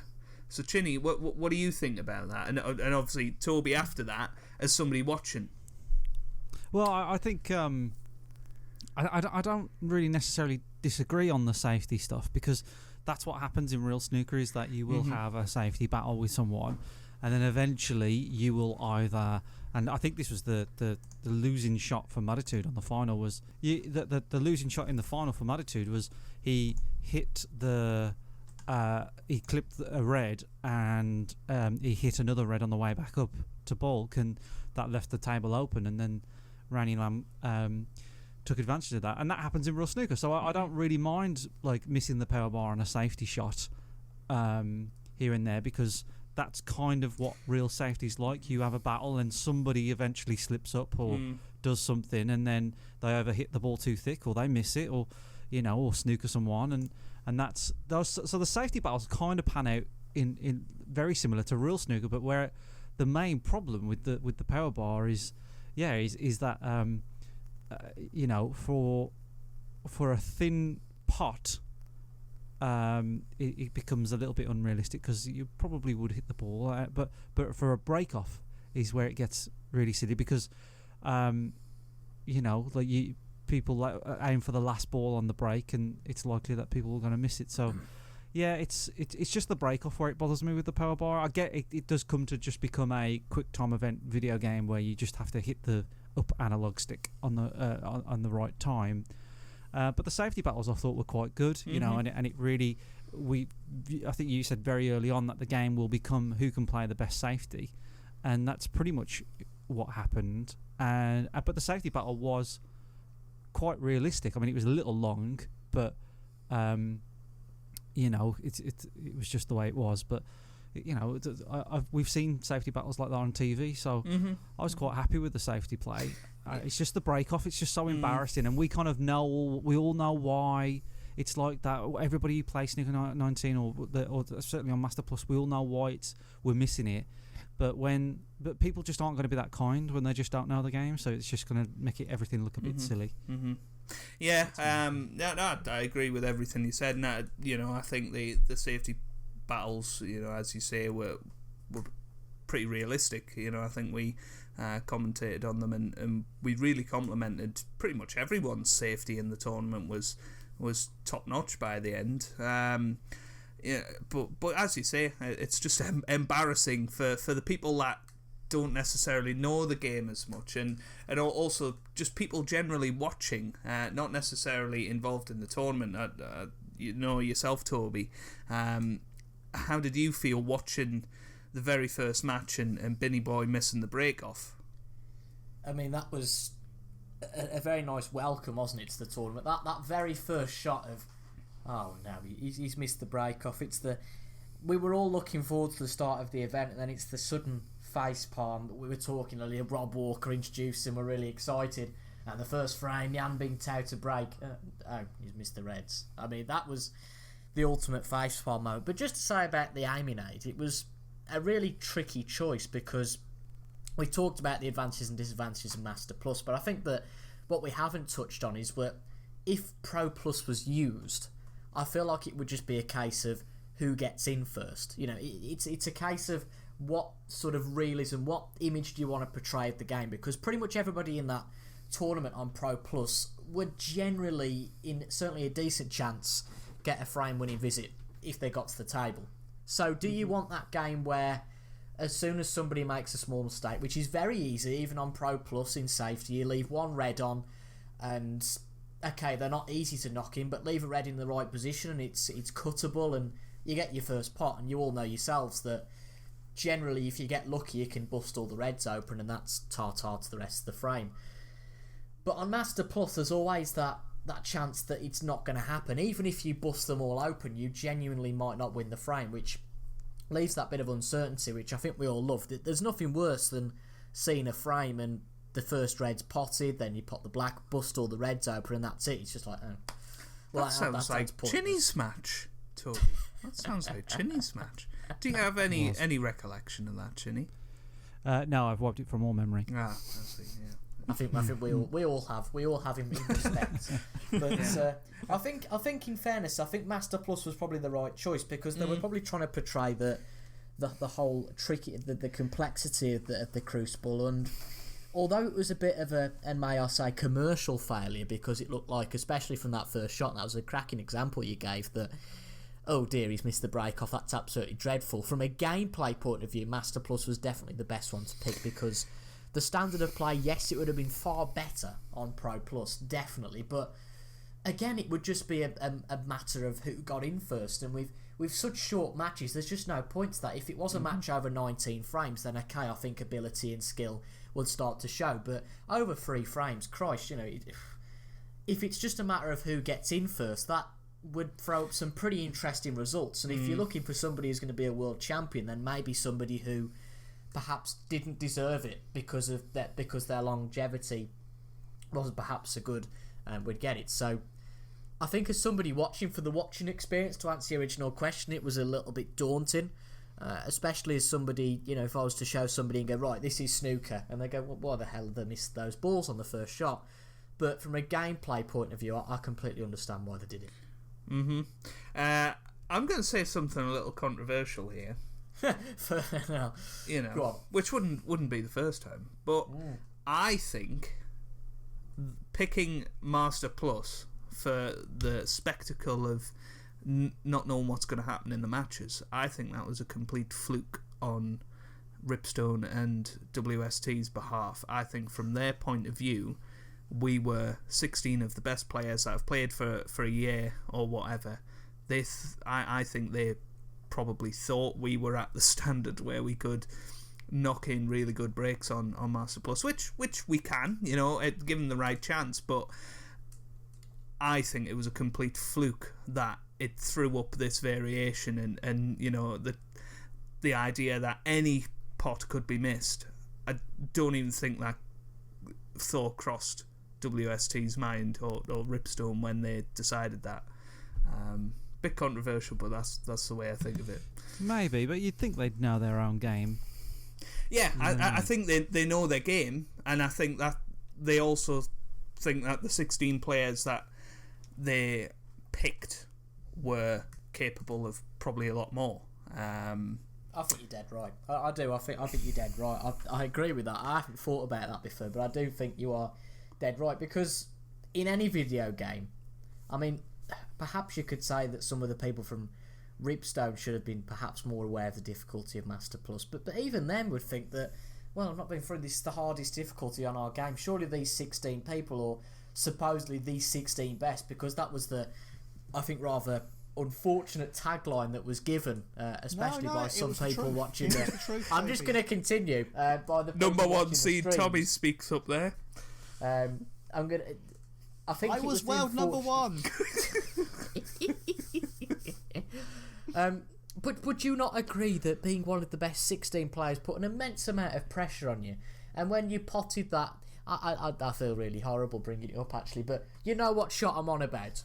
Is that the shot of a? Is that the shot of a top 16 player?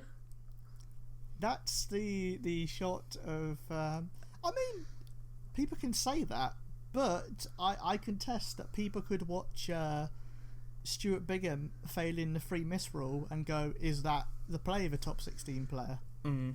I think the joy response. of very good.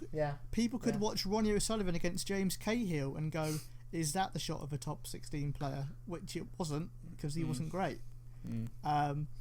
So I think, I think that was. I mean, it's a shot I never would have done on Pro Plus. So it was the shot of. Basically, it was the shot of a top 16 player, but someone had taken my cue and replaced it with a banana. They've changed my equipment, so I didn't know what I was doing. Not exactly the best analogy there, but okay, we'll roll with it. So we've talked about the aim and aid at length, and threw up the controversial opinion that very controversial, controversial. I think it was a fluke, but anyway, so sort of branching off from that, what did all three of you think of the standard of play throughout the tournament? I know myself and Chinny had the pleasure of, agony of commentating on every one of the matches throughout the tournament. So, Chinny, I'll go with you first. Yo. What do you think of the overall standard of play throughout the tournament? It was a mixed bag for me. I think it's a weird one. I think because there are players that are way better than, dare I say it, yourself. Well, not way better, but Joe and Tommy. I think there's J Page, Martin, and Zeta Swoon, who are very, very good players, really, really good players. And they didn't even get through the first round. So, it's like, I think there's an element of who holds their bottle better than it. Because I think Ronnie says this he said this in interviews. It's like, everybody, all these snooker players are all brilliant players, but like it's who holds their bottle better, because they can all knock in pretty much like frame ending breaks all the time in practice, but it's who doesn't bottle it on the day. And I know the stakes are lower, but I was quite nervous playing my match, and like these could play, like J Page Martin, who's always in the top 16 in the leaderboards on Snooker 19's tournament mode. He's obviously a good player. A lot of people were saying like he's got a good chance. He didn't even make it because maybe he just the other player played better and all that sort of stuff, but there's an element of just nerves, and some people just didn't hold it. So it's a mixed bag of like, you got the likes of myself who probably got entered because of all that YouTube cash that I get, but also you've got players who are in there because they are genuinely really good Snooker 19 players, and some of the good players bottled it, and some of the sort of YouTuber players got through. So it's like a bit of a mixed bag. But I think towards the semi-finals and definitely on the final, we got a really, really good. As they went on, the matches got higher quality in terms of like, okay, these are really, really good players now. I just wish I could give a better show, but what can you do when you play Halborn? Couldn't agree more with what you said there, and I think we said it at the time. whoever's going to hold themselves together, whoever's going to play the best safety shots. Any one of us could have knocked in a sentry break given the right opportunity, given the right circumstances, but it was who produced it on the day. And I know certainly myself, I bottled it at the end of my quarter-final match, and Chinn, you didn't even really get a chance I just didn't get a chance, you know what I mean? I didn't even get a look in, which was my thing, but I was nervous though, and I messed up a shot, like a safety shot, and at the time when I was playing my match, I was like, I thought that was the standard of all the games. I thought everybody was going to get this kind of treatment, and then I realised that some of the other matches actually wasn't. You realised that you would have killed a man, Chinny. Yeah, I would have killed a man, and like the other people, I got 1 or 2 chances in my frames, but other people got like 3 or 4, which I was really shocked about. I thought people would get way less chances than that, but it's just. But that's a tournament, isn't it? You get seeded and you get put in the place that you put in, and that's the way it works. So.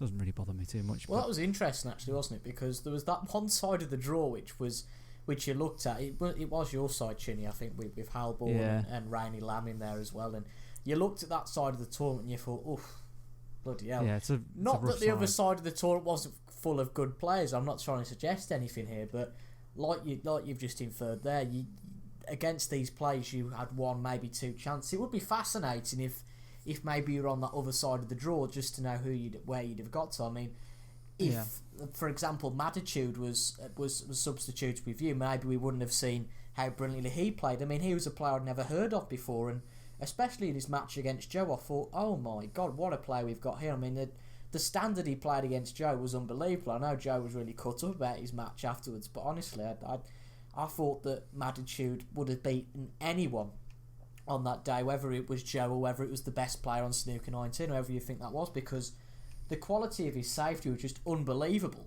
And if he wasn't given that chance in the first round, it would have been so interesting not that he hadn't been given that chance. It's so great that somebody like that was given a chance just to throw up something a little bit different. And that's the beauty of snooker altogether, and especially with this Virtual World Championship, that players that... Because when it was announced and your average Joe who knew a little bit about the community would have gone, well, Ronnie Lamb's going to win this tournament. And I know he did. I know that very much contradicts what I'm trying to say here. But for Mattitude to get to the final was something that, before the tournament, I'd never heard of him. So for him to get all the way to the final is a massive achievement, I think. And it's shown somebody else who's a cracking player. But all 16 players are cracking, of course, and I just really enjoyed watching some of the matches. Some of the matches, as you say, some of the matches were peculiar, but I think the standard of play was only because the players who... I don't think it's a case of being weaker, I just think it's a case of... I don't think it's a case of being sensible either. I just think some players went for things more. Some players were... perhaps had the confidence, had the balls to just go for it, and when that didn't work out... they were perhaps seen as weaker, but I just think some people were unlucky. If they'd potted 1 ball or 2 balls and started to get things right, just got that bit of luck with the aiming aid that sometimes we just have. Sometimes you're just on it and you can't really control that. And if they'd been given that opportunity, I just don't think there was that bad a standard of play. It's just that in real life, that pot that such and such missed would always be potted, so it reflects on somebody badly. But I think that perhaps just because somebody missed 1 pot, that, bear in mind, in game is a hell of a lot tougher.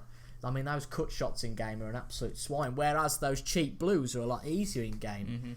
So I think that's the problem with the public perception. I think the standard of play was very good, to be honest, from somebody who knows the game, and I'm sure you guys probably think so too.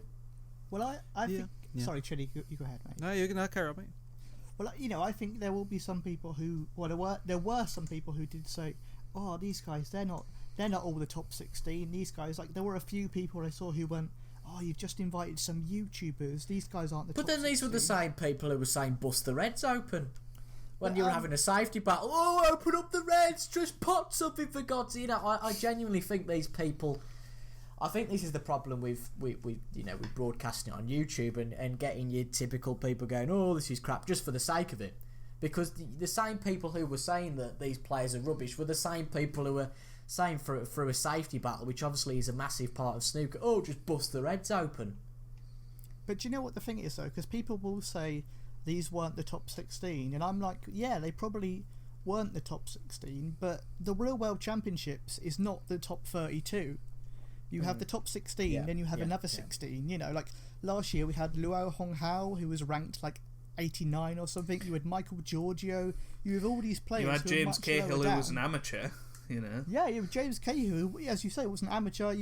Sean Murphy won it when he was ranked 58. Like, snooker is not based on just going, let's get the top 16 ranked on the PS4 leaderboards and put them in there. You need those wild cards. You need those surprises. And yeah, some of them will be Michael Giorgio and lose 10-1. Some of them will get whitewashed like, Hong Hao did. But some of them will be a James Cahill and they'll beat Ronnie O'Sullivan. Some of them will be Sean Murphy, they'll win the championship. So you need that element of surprise. You need those wild cards. You need those underdogs. Otherwise, if everyone played like Rory and Judd Trump, it'd be so boring. Yeah, and you know that we could have a whole discussion about snooker 19 in general in the career mode, how it simulates. That's part 2.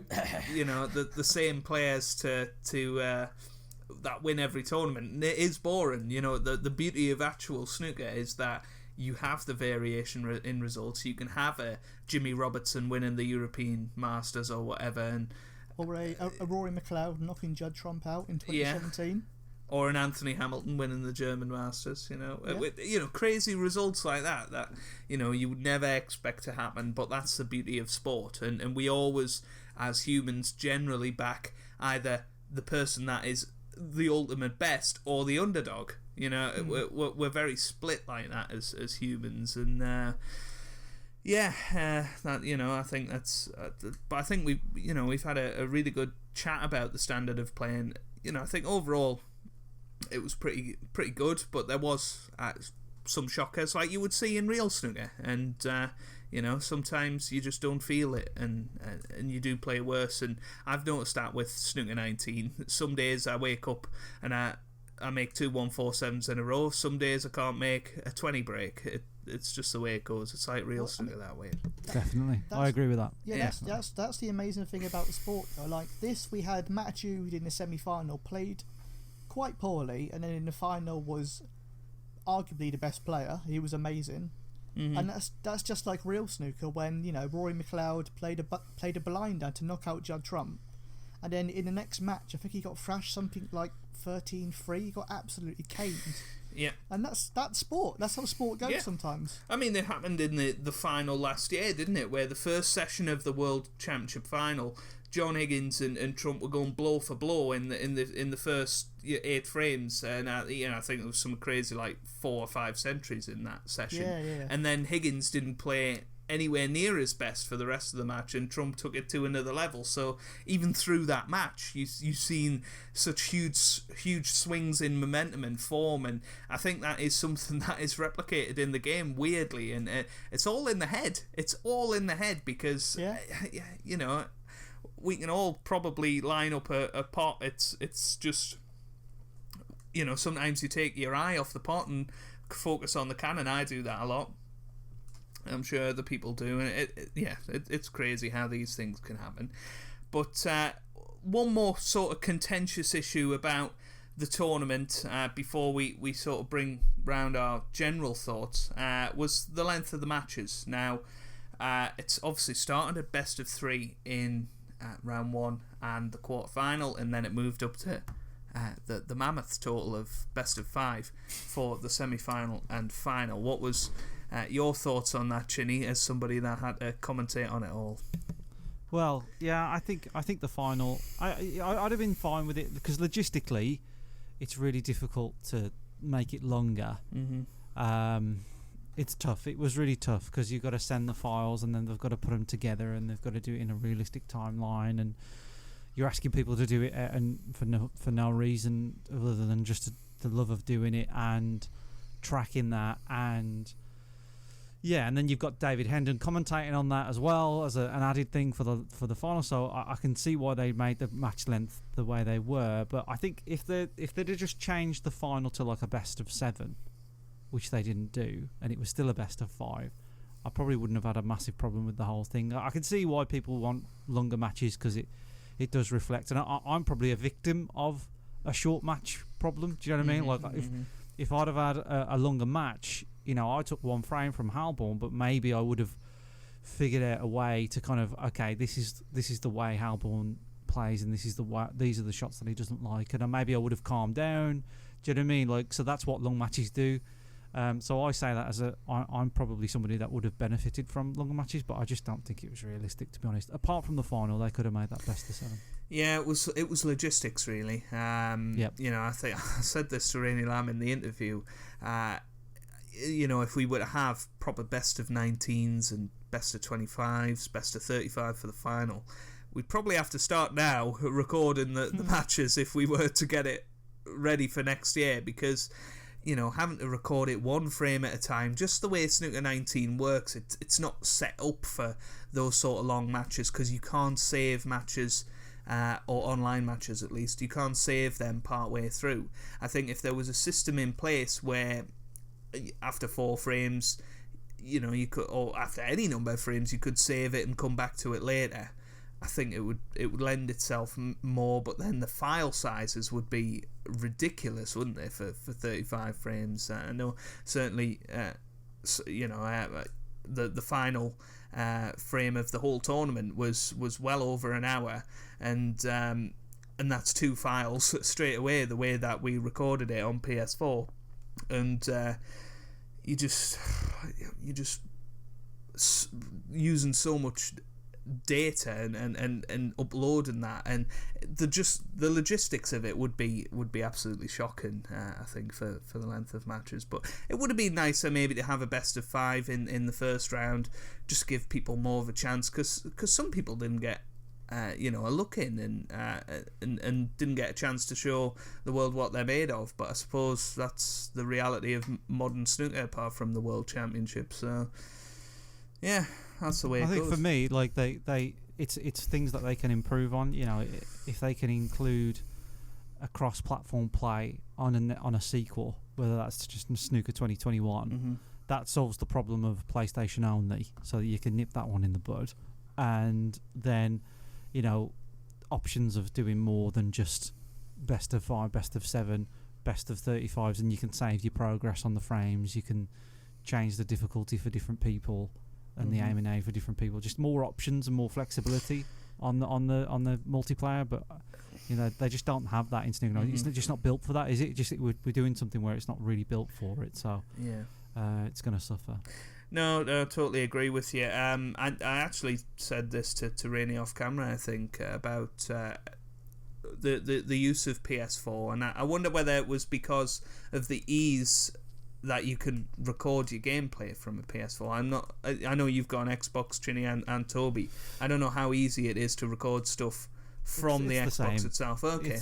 It's the same, pretty much. Yeah, I think the reason why they play the PS4 is you look at the leaderboards on the PS4, it goes over 1,000, and on the Xbox it goes up to 500. You know, and that's it. You know, more people bought the game. They have the figures on the PlayStation than they did on the Xbox, and they go with the most. You know, the biggest install base with the console. PlayStation 4 is the biggest install base, as the most people that own a PlayStation 4 in the UK. Most potential sales. Like Ripstone's job is to sell Snooker 19, is to make it, put it in people's faces so people will buy it. There's a reason why it went half price during this whole tournament. And the lowest hanging fruit is people with PlayStations. There's more people with PlayStations that don't own Snooker 19 than any other console. You know what I mean? Like there's, you know, and they just know that there's people out there that, oh, I've got a PlayStation. Oh, I like snooker. Oh, I never even thought about it. Oh, it's half price. I've had a lot of people who listen to my podcast and my friends go, oh, I saw it half price. I bought it. You know what I mean? Who don't? Like my brother bought it. My business partner bought it.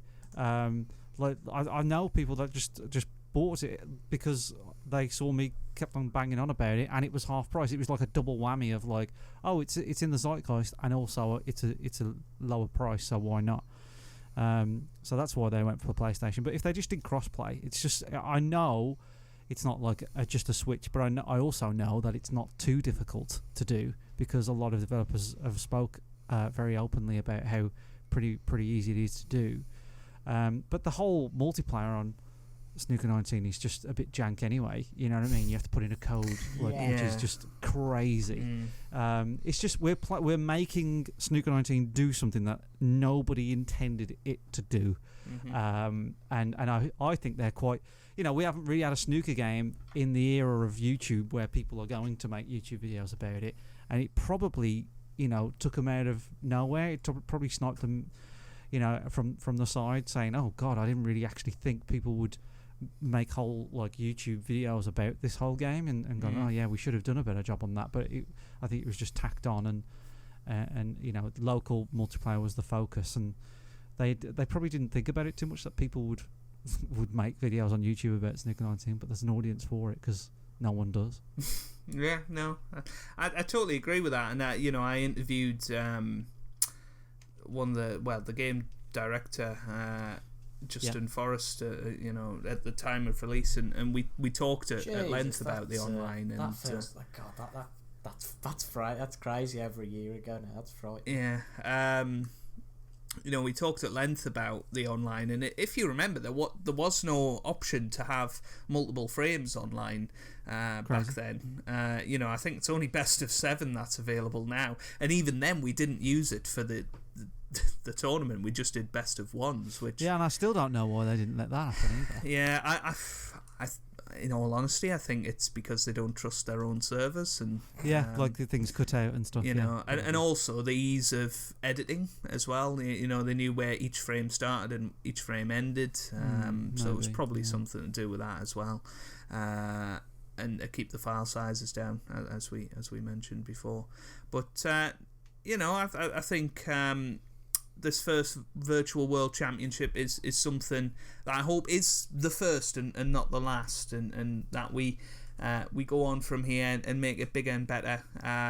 You know, I've said in my streams, if WST don't do it next year, I'd certainly want to try and put something on. You know, I'm sure you three would love to be involved in that as well. Captain Goodspeed World Championship. You know, I'm sure we can do something for it. But I'm only entering it if the prize is to meet Joe. Oh, do you know what I mean? You know, I reckon you give out one of those Captain Goodspeed business cards. One of me business cards, yeah. I hope by then Joe is available as DLC on the game. Yeah, I was really hoping that, you know, they might put me in the next game as a bit of an Easter egg, like they did with the F1 games, and they put the one of the esports drivers in there. Do you reckon you'd be one of the 4 people in the crowd? Yeah. Like, well, they've put Hazel in there, and they've put Mark Williams as Ginger Mate in there, and you know.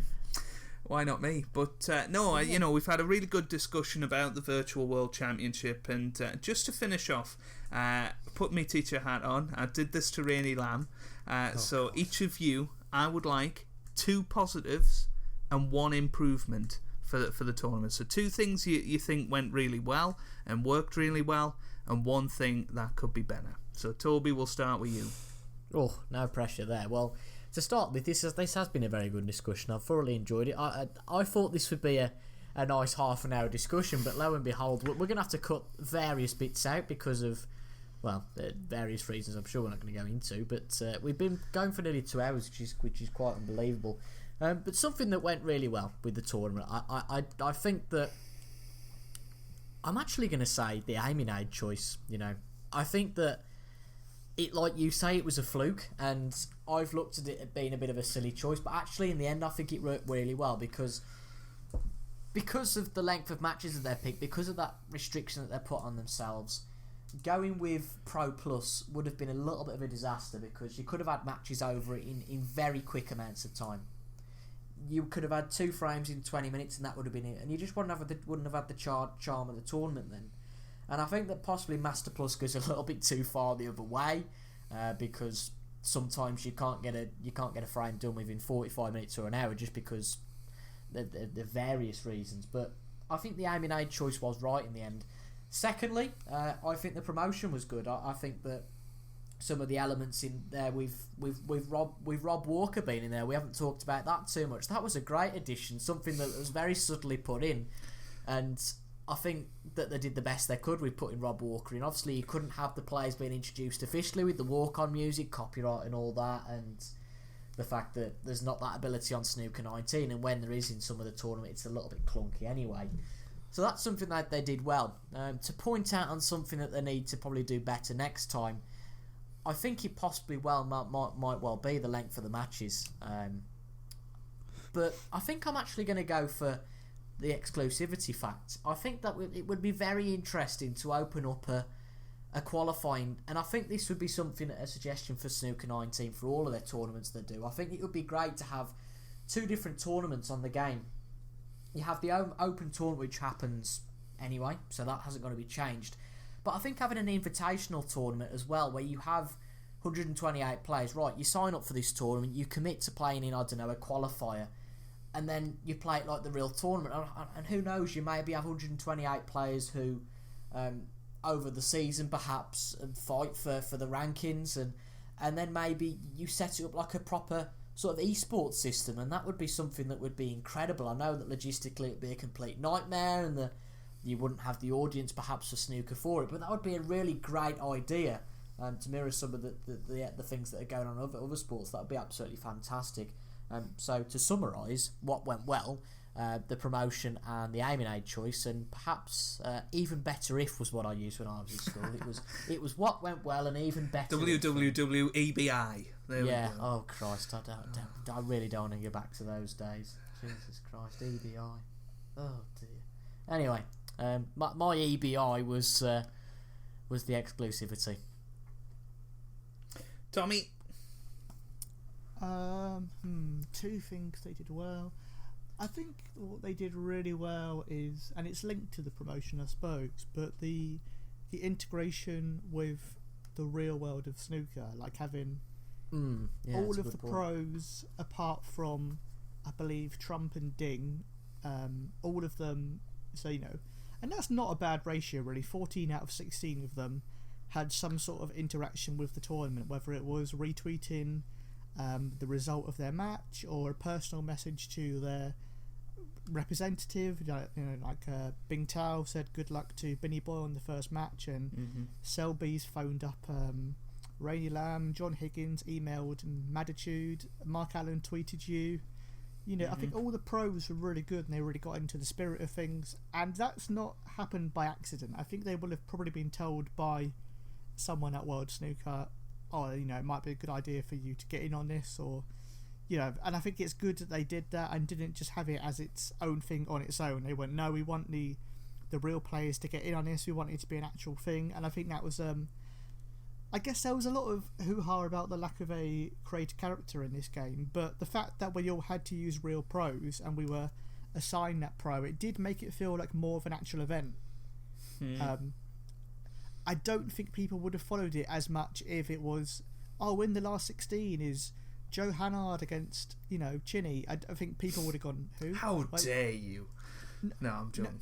No disrespect, Joe, but I think that did possibly add to it a bit, and I think they integrated it really well. Totally agree. Another positive, I suppose, is just another thing in terms of that was just like all the videos on YouTube, the interviews, and they did like the shots of the tournament and all that stuff was just a really nice touch. Another positive I would say would probably be it's kind of not something people have seen, but the sense of community in the Discord and all the players together. We all sort of really supported each other.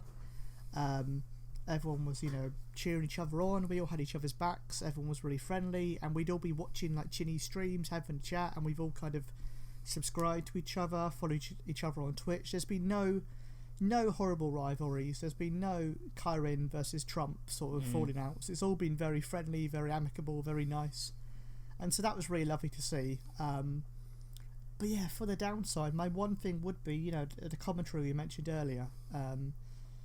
More so than anything, because like in the first round match, there wasn't an atmosphere. Because when you play an online game in Snooker 19, even if it's at the Crucible, it plays it like it's an exhibition match. You have no commentary that goes, okay, we're here for the last 16 of the championship. You have none of that.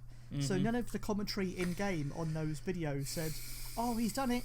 He's through to the quarterfinals." No, there was none of that in the commentary, and it just it takes away from that immersion. It takes away from that presentation. So just if they could have a David Hendon, or if they could hire a Joe Hannard next time for all the rounds, I think it would just make it that bit more special.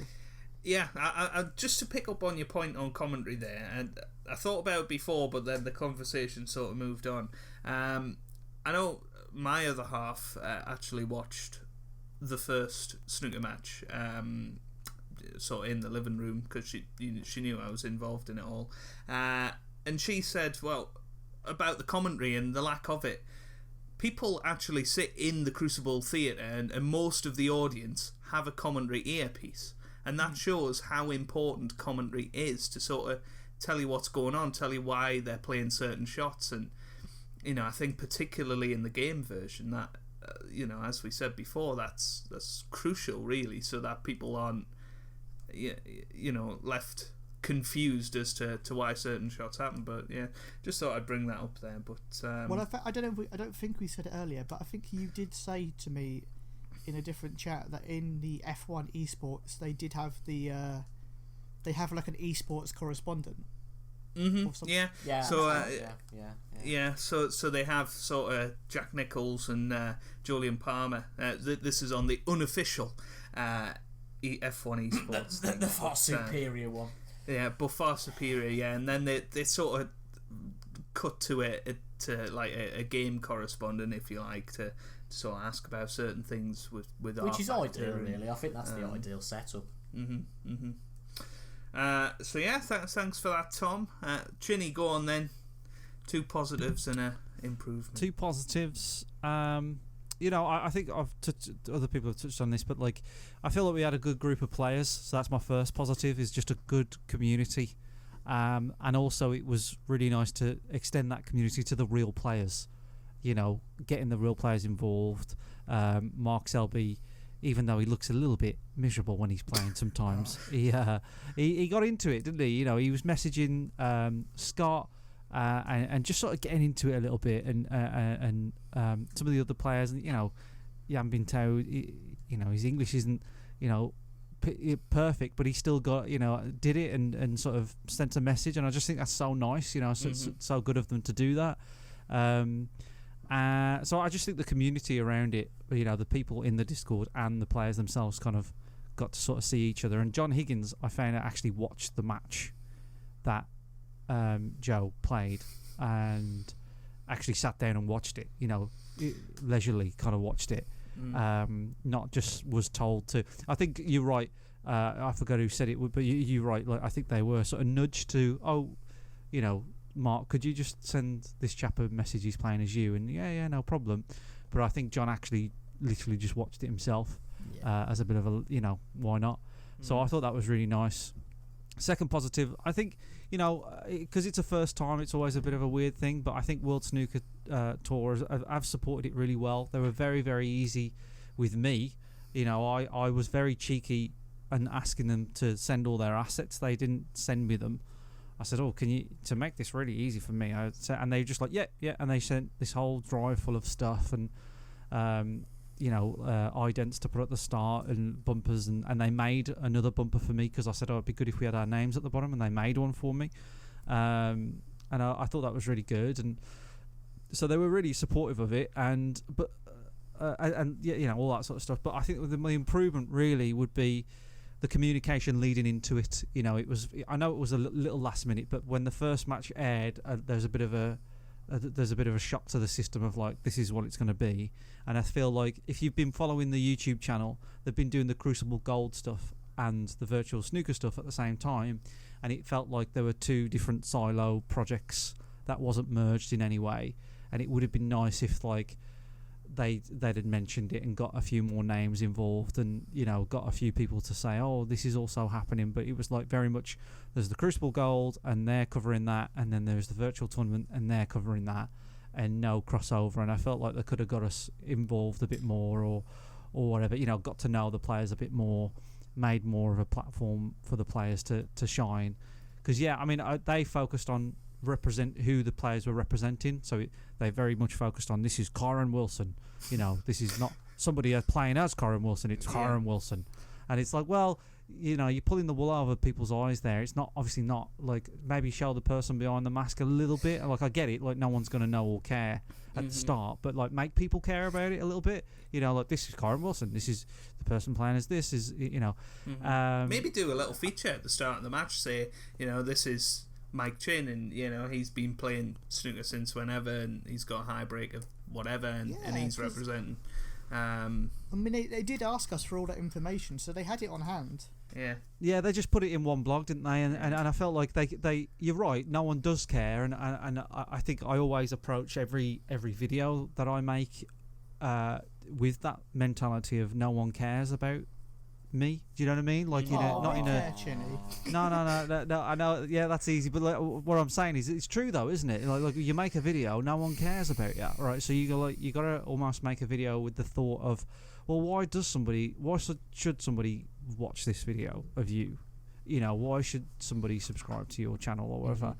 And I always go into that with every video I make. He's like, well, why should I care about this? So they had a chance to like get people to care and go, like, look, this is the chap who's playing as, John Higgins. This is why you should care about him. He's a really good player. He's from Belgium. He's and give him a little bit of a spotlight. And I just felt like they didn't do that. But overall, I think it's gone pretty well for a first attempt. Yeah, no, I totally agree with you on all of the things you've said, and I just think it was.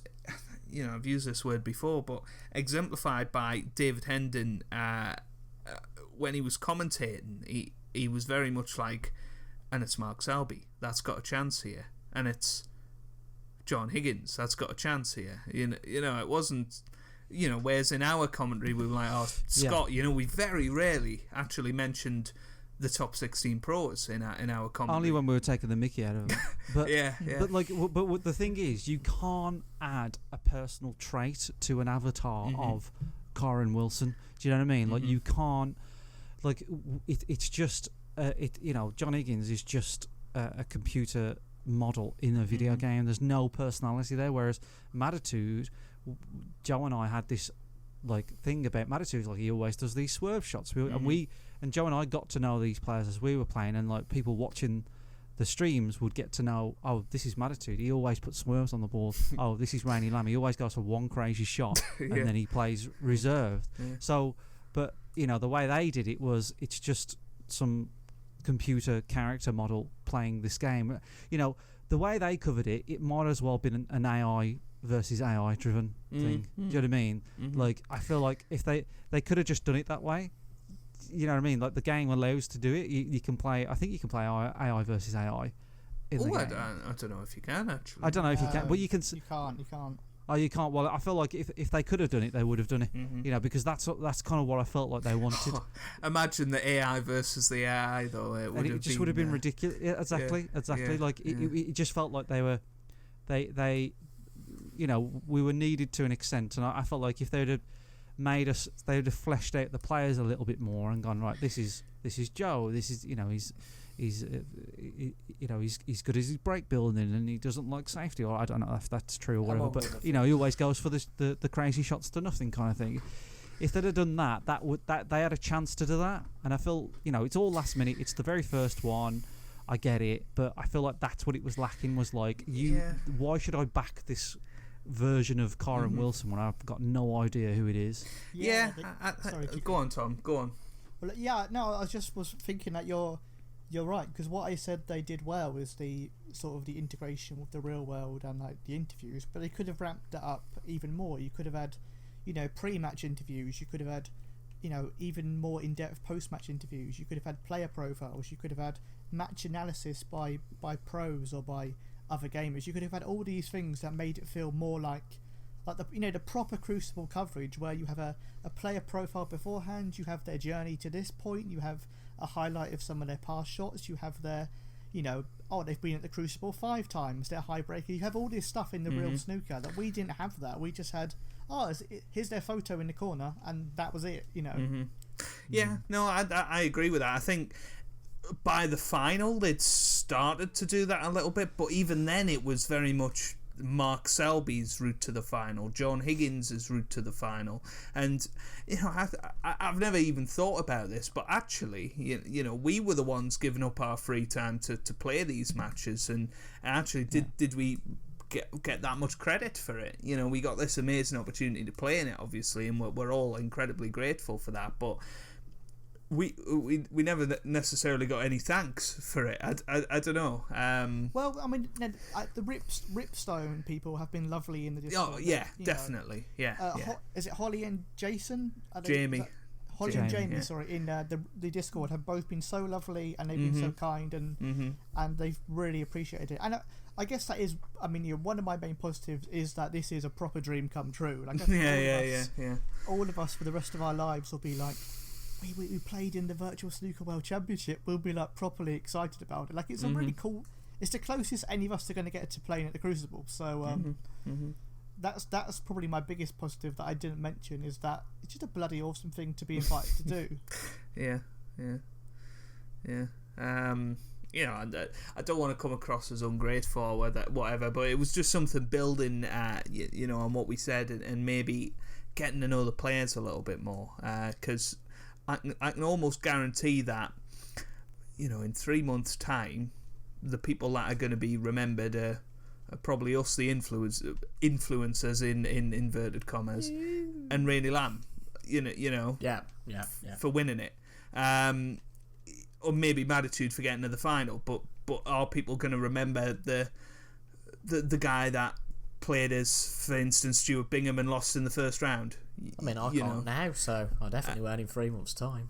Yeah, it's a bit of a shame that we sort of didn't get to know all of those players on an online platform, but hopefully that's something that they'll do in the future. And I think all four of us, are really hoping that we will see another virtual championship of snooker. I certainly hope that it's not every single tournament of the season, and I don't think it will be, but see you at the Riga Masters, Joe. I've always wanted to be the virtual Riga Masters champion, Tom.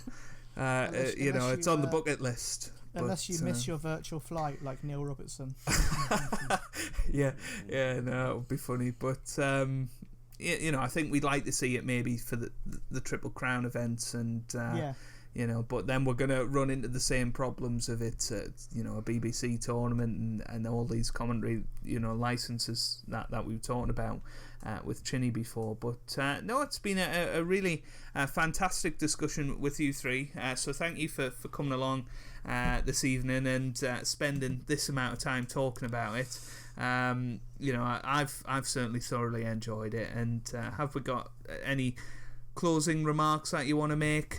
Start with you, Chinny. No, thanks for having me on, really. Snooker, the World Championship, Virtual World Championship took over my life a little bit.